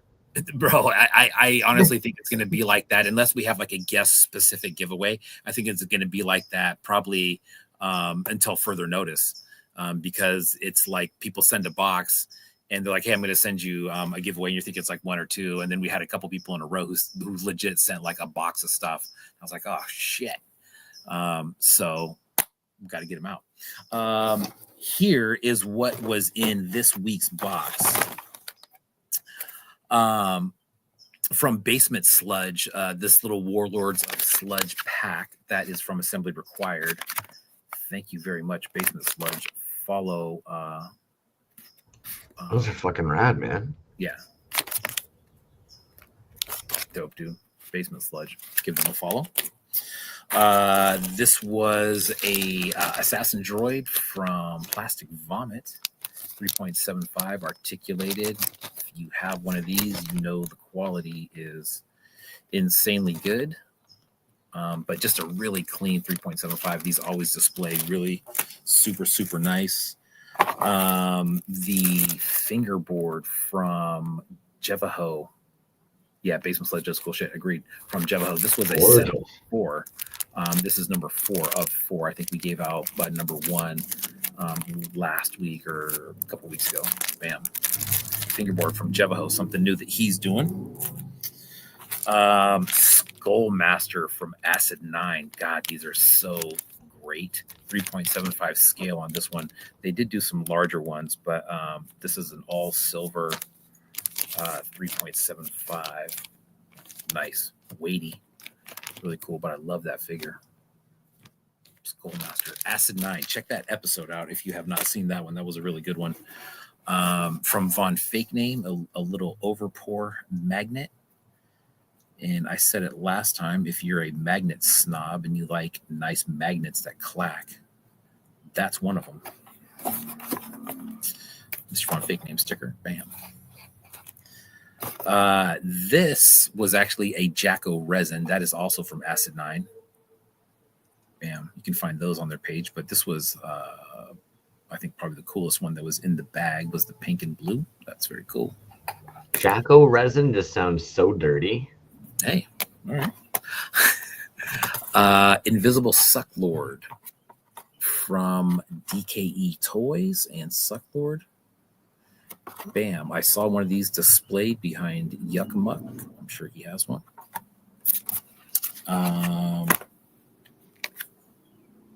DKE sticker. Speaking of stores, if you're looking for an online store to go buy some of this stuff in, head on over to DKE and check him out. This is a Regurgitated Ideas from Killer Bootlegs. This was a series of 100, it looks like. This is number 63. Regurgitated Ideas. Suckathon. This is a digital video disc. You put it in a digital video disc player and you play it. Looks like a little record. Silver. Anyways, there you go. Some very cool stuff on here. I think the further along we go, the cooler this DVD gets, because you start, you'll see a lot of artists on here. Healy Made. I mean, the list goes on. Mishka. There's a whole bunch of people on here. But it goes back to, and they're talking about the scene and making figures and ideas and inspiration and all that kind of stuff. And last but not least, Bounty Hunter Manly Art Magazine. There you go. That's all in the same box. So, congrats to whoever gets that. And you know what? Whoever wins it, if you already have some of this stuff, I don't care. You're getting it again, and you can do whatever you want with it. Don't tell me you want this and you want that and you already have this. I don't care. You're getting it all. All right, save it for Christmas and give it to somebody. Regift it. Be a regifter. It's okay. Pay it forward. Yeah. That's a haul. I agree, man. Holy smokes, dude. That's a lot of stuff. We got a lot more cool stuff coming up in the next few weeks too. Anyways, how many did we get in the giveaway tonight, dude? We got 39. I 39. believe Hobo Toys was the last one to chime in there on the giveaway. So I apologize if I've missed anybody during the show who might have chimed in. But we're looking at 39 with Hobo Toys. Sweet. Let's see. I just want to get to the comments to see. Okay, there we go. Sweet. Did you get? Yep, you got Phantom Lake. Nice. Okay, cool. Yeah. It's just it's funny, man. You look at how many comments there are. Oh, I scanned it a few times. Comments, but a lot of it is, every time that someone goes back and forth in a thing, it counts it as a comment. So, which I love that though. If anything, I actually really enjoy, like, for instance, like seeing Bootleg Toy Co. ask about like a mashup of characters and seeing people engage with that. There was a couple like that where clearly Von Fake Name asking, "Don't you hate pants?" and a bunch of people replying. It was nice. It was nice seeing folks engage with some of the questions people put on there, and I really enjoyed some of the questions, reading some of the giveaway answers. Yeah, me too, man. I am glad that the response was really good. Like I said, we got questions for the next while, man. So when we use somebody's question, we'll send you something cool. I ordered, you know what I ordered today, man? I ordered these sticker sheets. So it's like a sheet of stickers that has like our greatest hits of stickers on there. So we'll be sending those out. I didn't get very many of them, but yeah, thank you everybody who replied to it, because it helps out a ton, dude. There's some good stuff on there. All right, dude. I had no idea that the question was keeping you up at night. Not really keeping you up at night, dude. But you don't want to do, it's just, I feel like it's a really good opportunity to spark some good conversation, and I don't want to blow it on something stupid.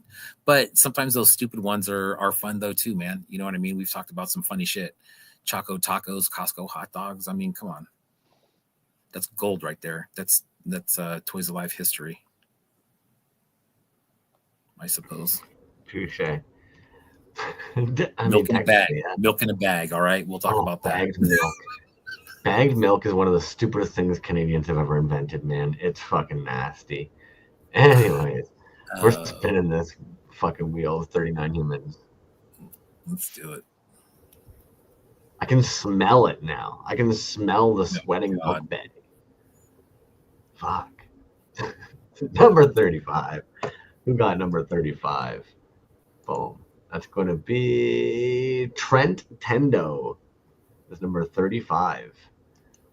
Trent Tendo. Trent Tendo.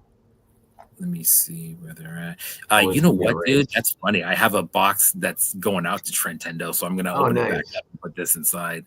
Hell yeah. Yeah, I believe they won the JEVAHO 5.5 figure. Oh, nice. Yeah. Their reply for the question was, where do you see the bootleg toy scene transitioning in the next 15 to 20 years? I thought that was interesting. Yuck. What's your take on that, my man?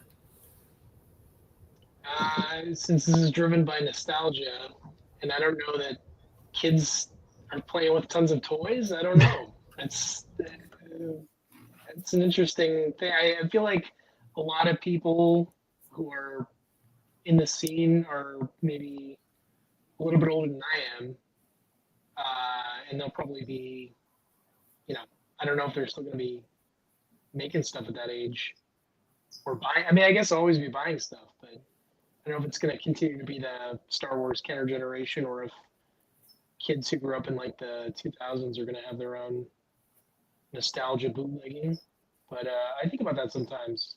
Like, what would they make? I don't know, because I don't know what they play with. Yeah, it's bootleg an iPad. Yeah, well, I mean, and who knows what the technology is going to be, dude. I mean, are we going to see probably more, 3D sculpted stuff? But you're right, dude. I mean, I think a lot of this is based on nostalgia that we are all familiar with, dude. So when this age group of, 30 to, 50, I guess would be fair to say, would be an average range, I guess, 35, probably more like, when that in 15, 20 years, when we're out of that range now, will there be other people that will kind of backfill that? I don't know. I hope so, man. It'll be interesting to see for sure. I think that's, we were talking earlier about it being kind of like still in its infancy. And I still think that, you know what I mean? I don't know. It's just, it is going to be interesting to see what happens. So late arrival, room for one more. Von Fake Name. Sure. Coming in as we're saying so long. I'm just going to chime in. I think, if anything, there's been a lot of artists that, even in our scene now, we still see them participating and coming up with new things. And it's kind of mind-blowing when we realize they've been doing this for 15 to 20 years. And because for a lot of us, it's been like the 3 to 5 year time frame. So when we see some of them doing this for like 15 to 20 years, it's definitely easy to kind of think, well, damn, like maybe this isn't actually over yet. There's this great account, and I swear I'll be quick with this, Art Toys newsletter, where I really wanted to click on it really quickly though, because basically like they often post a lot of weird captions regarding like indie art toys and stuff like that. And they even actually posted one about like cost at one point, where it was kind of like, if it wasn't as if like cost evolved in order to fit in, the art toy scene evolved to include cost type deal and stuff like that, where you're kind of just like, they have interesting perspectives, I think, oftentimes on the toy world. And we might not think about it, but like, I don't know, Crazy Bones have several different adaptations, you know what I mean? I would imagine like the next generation might even be down with those, or like, I wouldn't have even thought about it. I keep this fucking Tangler series. This is probably like way past us, but I saw this at like a fucking thrift store the one day, and all of a sudden you're grabbing this and you're going home being like, what the frickin', that was something that was way past when we were playing with toys. So I think like there'll always be some interest. Anyways, Yeah. O'Keefe says kids in the future will be making bootlegs of the current bootleggers, which I think would be very cool to see if that's kind of how it evolved, was people making bootleg Frankenstockers. You know what I mean? I hope. I honestly hope, man. Yeah. There's so many things that we know, like, and like I don't know. We know even some of these dudes that worked for these companies. It was just a job for them back then. But these toys exist now, and like they are being replicated. And I mean, you know, and we always talk about, you know, in its infancy. Now, I'm speaking from the eyes of someone who came into it at around 2020. So it's still relatively new to me within the last 5 years. That's why I'm saying that, right? At the same time, I have pieces from Healy made from like 2010, 2011. So it goes back at least that far. So what are we talking about as far as infancy goes? I mean, I guess it depends on what time frame you're talking about, because it was definitely around before that, and it was definitely around, you know, before then. We've had artists on the show, right, who talk about how early they were making stuff, you know, way before Instagram was around, or way before you could even put it out on social media, way before social media even existed. You know what I mean? So what does infancy mean? I don't know. I know that in 2020 there was a surge. I know that, and I think our current you know, crowd that we have is from that. I mean, we can all think of people that were around, but speaking of bootlegs, making bootlegs isn't kind of like we're already there though, right? Because you take Phantom Starkiller, who was a bootleg and got really big, right? But now people are making bootlegs of Phantom Starkiller, you know, and it's, you know, they're doing kit bashes. Pamro's doing his thing with it, and it's like, I mean, I have plenty of PSK pieces that are not from Peter. You know what I mean? So it's weird. In a way, we're already there, dude. And maybe those guys that are older are saying, like, "What are you talking about, dude? We're already there." And he's right. I remember I posted a piece one time by Broke One, and it was a piece God Beast replied, and it was before I knew God Beast, and he was just like, I took it as he was upset because he saw a piece that Broke One had used, a Glyos piece that Broke One had used, and Kid bashed it into one of his pieces. And he's just like, oh, bootleggers being bootleggers. And I'm just like, yeah, man. I mean, like, that's what it is, dude. If it's out there, I think it's pretty much fair game. You know, and then I ended up meeting him at a con and saw him like 3 or 4 years in a row. He's a great dude. And you talk about Glyos, man, that dude knows it all as far as Glyos goes. But yeah, I don't know. That's that. I think to date, my favorite is still going to be the Mana Minion by Trash Toy Studios. Because when you consider the fact that it's a dude who sketched it for D&D and called it the Shambling Mound, and then like the TRJ company ripped it off and called it Lava Man for their series, and then Trash Toy bootlegged it but gave me the mold for it, and then I've been using their mold to like bootleg the fuck out of it. So it's actually like this weird bootleg of a bootleg of a bootleg at this point. Yeah, like that shit. Yeah, which one of your favorite like bootlegs, stories, pieces, histories, that kind of jam? Is that a question for me? Sorry. Yeah, that's okay, dude. We've been yammering for a while. I don't blame you. I was gonna say, damn, we rocked him right to sleep, dude. How about that? No, I don't know if I have a good. I don't think I have a good story like that, because I don't think I've got bootlegs of bootlegs of bootlegs. I've been tempted to bootleg people's stuff, just to kind of make it even more, like, especially some of the like weirder stuff, like I was taking like a vomit piece and try to do something with that. I know he wouldn't care about it, but it's also like I don't want to. It's something where you want to get permission if you're going to do something like that, or at least I would. But I think, like you pointed out, it's like fair game too. If it's out there, you can use it in some way. But I think there's some sensitivity around that, so I would be. Sometimes you just I'd don't feel kind of weird about it. Like General Porpoise, I know when they first came into the scene, they bootlegged a bunch of the Phantom Star Killers. They just didn't know. Yeah. Yeah. But that, and then, to me, that feels like its own thing. But like, I personally, me, like if it was me, I wouldn't do it without asking, just because. Well, and speaking of vomit, dude, you remember when Vomit came out, dude, and like the biggest thing was like, how did he do that?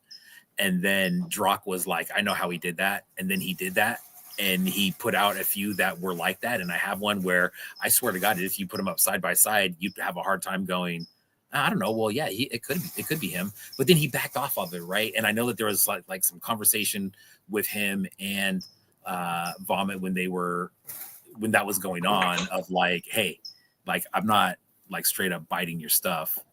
And it was like a very kind of acceptable thing. And he made a few, and I think he just kind of left that alone. And I don't know if he ever went back to it or not, but you know, I thought that was cool. You know, Drock's a great artist in his own right, dude. I got a ton of that dude's stuff, and he's a great dude. And he just, you know, if you know that dude, you know he's the kind of guy who would be straight up. And I think there's a lot of people, who in this community who would do the exact same thing and wouldn't do it. And I think even if they did do it, I don't think there's any like malicious intent behind it at all. You know, if anything, you know, some people would be like, damn, thank you for bootlegging my shit, dude. It must be fucking dope. You know what I mean? That's a Sir Collect Blog. What's up, dude? Yeah. So anyways, that's that. And with that, do we let these yahoos go home? Yeah, I was gonna say, what do we have for next week, dude? I don't think we have anything for next week planned right now. We'll have to figure that out. Yeah. If anybody wants to come on next week and hang out with us and get a nice little bedtime routine delivered to you, you let us know. We have the secret sauce to put anybody to sleep. Not at all. Can I mention one thing? Yes, you can mention two things if you want. Two things. So I mentioned I've got a couple collaborations I'm doing. Yes. One in particular I want to mention is one I'm doing with DT O'Keefe, Phantom Lake. So we're doing something that's coming up. I'm not exactly sure when, but it's going to be multiple pieces, and he's doing a really cool card back thing that I'm doing a figure for, so which is backwards from how I usually do it. But yeah, so I wanted to mention that, and then doing some of the molecular rhombus, pocket salsa, and then also vomiting droids. So those will be at some point in the next couple of months. I don't know exactly when. Dope. Yeah, dude, anything a collab with DT O'Keefe, dude, I think you know what you're getting there. DT O'Keefe, his print work, the package work, I mean, the stuff that he's put out so far is insane, dude. That's going to be a dope collab. I know there's some other collabs out there that he's working on that are going to be super sick, dude, but that's like top notch, dude, as far as like packaging and shit like that. That is super, super top notch. What if DT O'Keefe or Phantom Lake and Hurt Toys did a collab? Wouldn't that be cool? That'd be cool too. Yeah, that'd be awesome. Are you teasing that? Am I? Probably. Has Hurt done cardbacks? I've seen the material, and I'm just like, well, fucking hey, that makes sense. Let's fucking do it. I mean, shit. You know, what did you say, Yuck? Has he done card backs? I don't know if I've seen them. Hurt.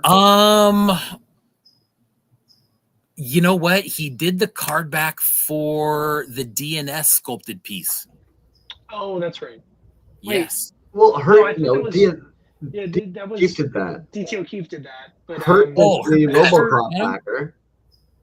Okay. Has Hurt done a backer? Is that what you're saying? Yeah, has he done backers for his pieces? I don't know if I've seen that. So one of the very first pieces that we gave away on here was one by Pocket Toy Co., and it was a glow in the dark RoboCop, and that one had a custom original art backer on it, which was dope.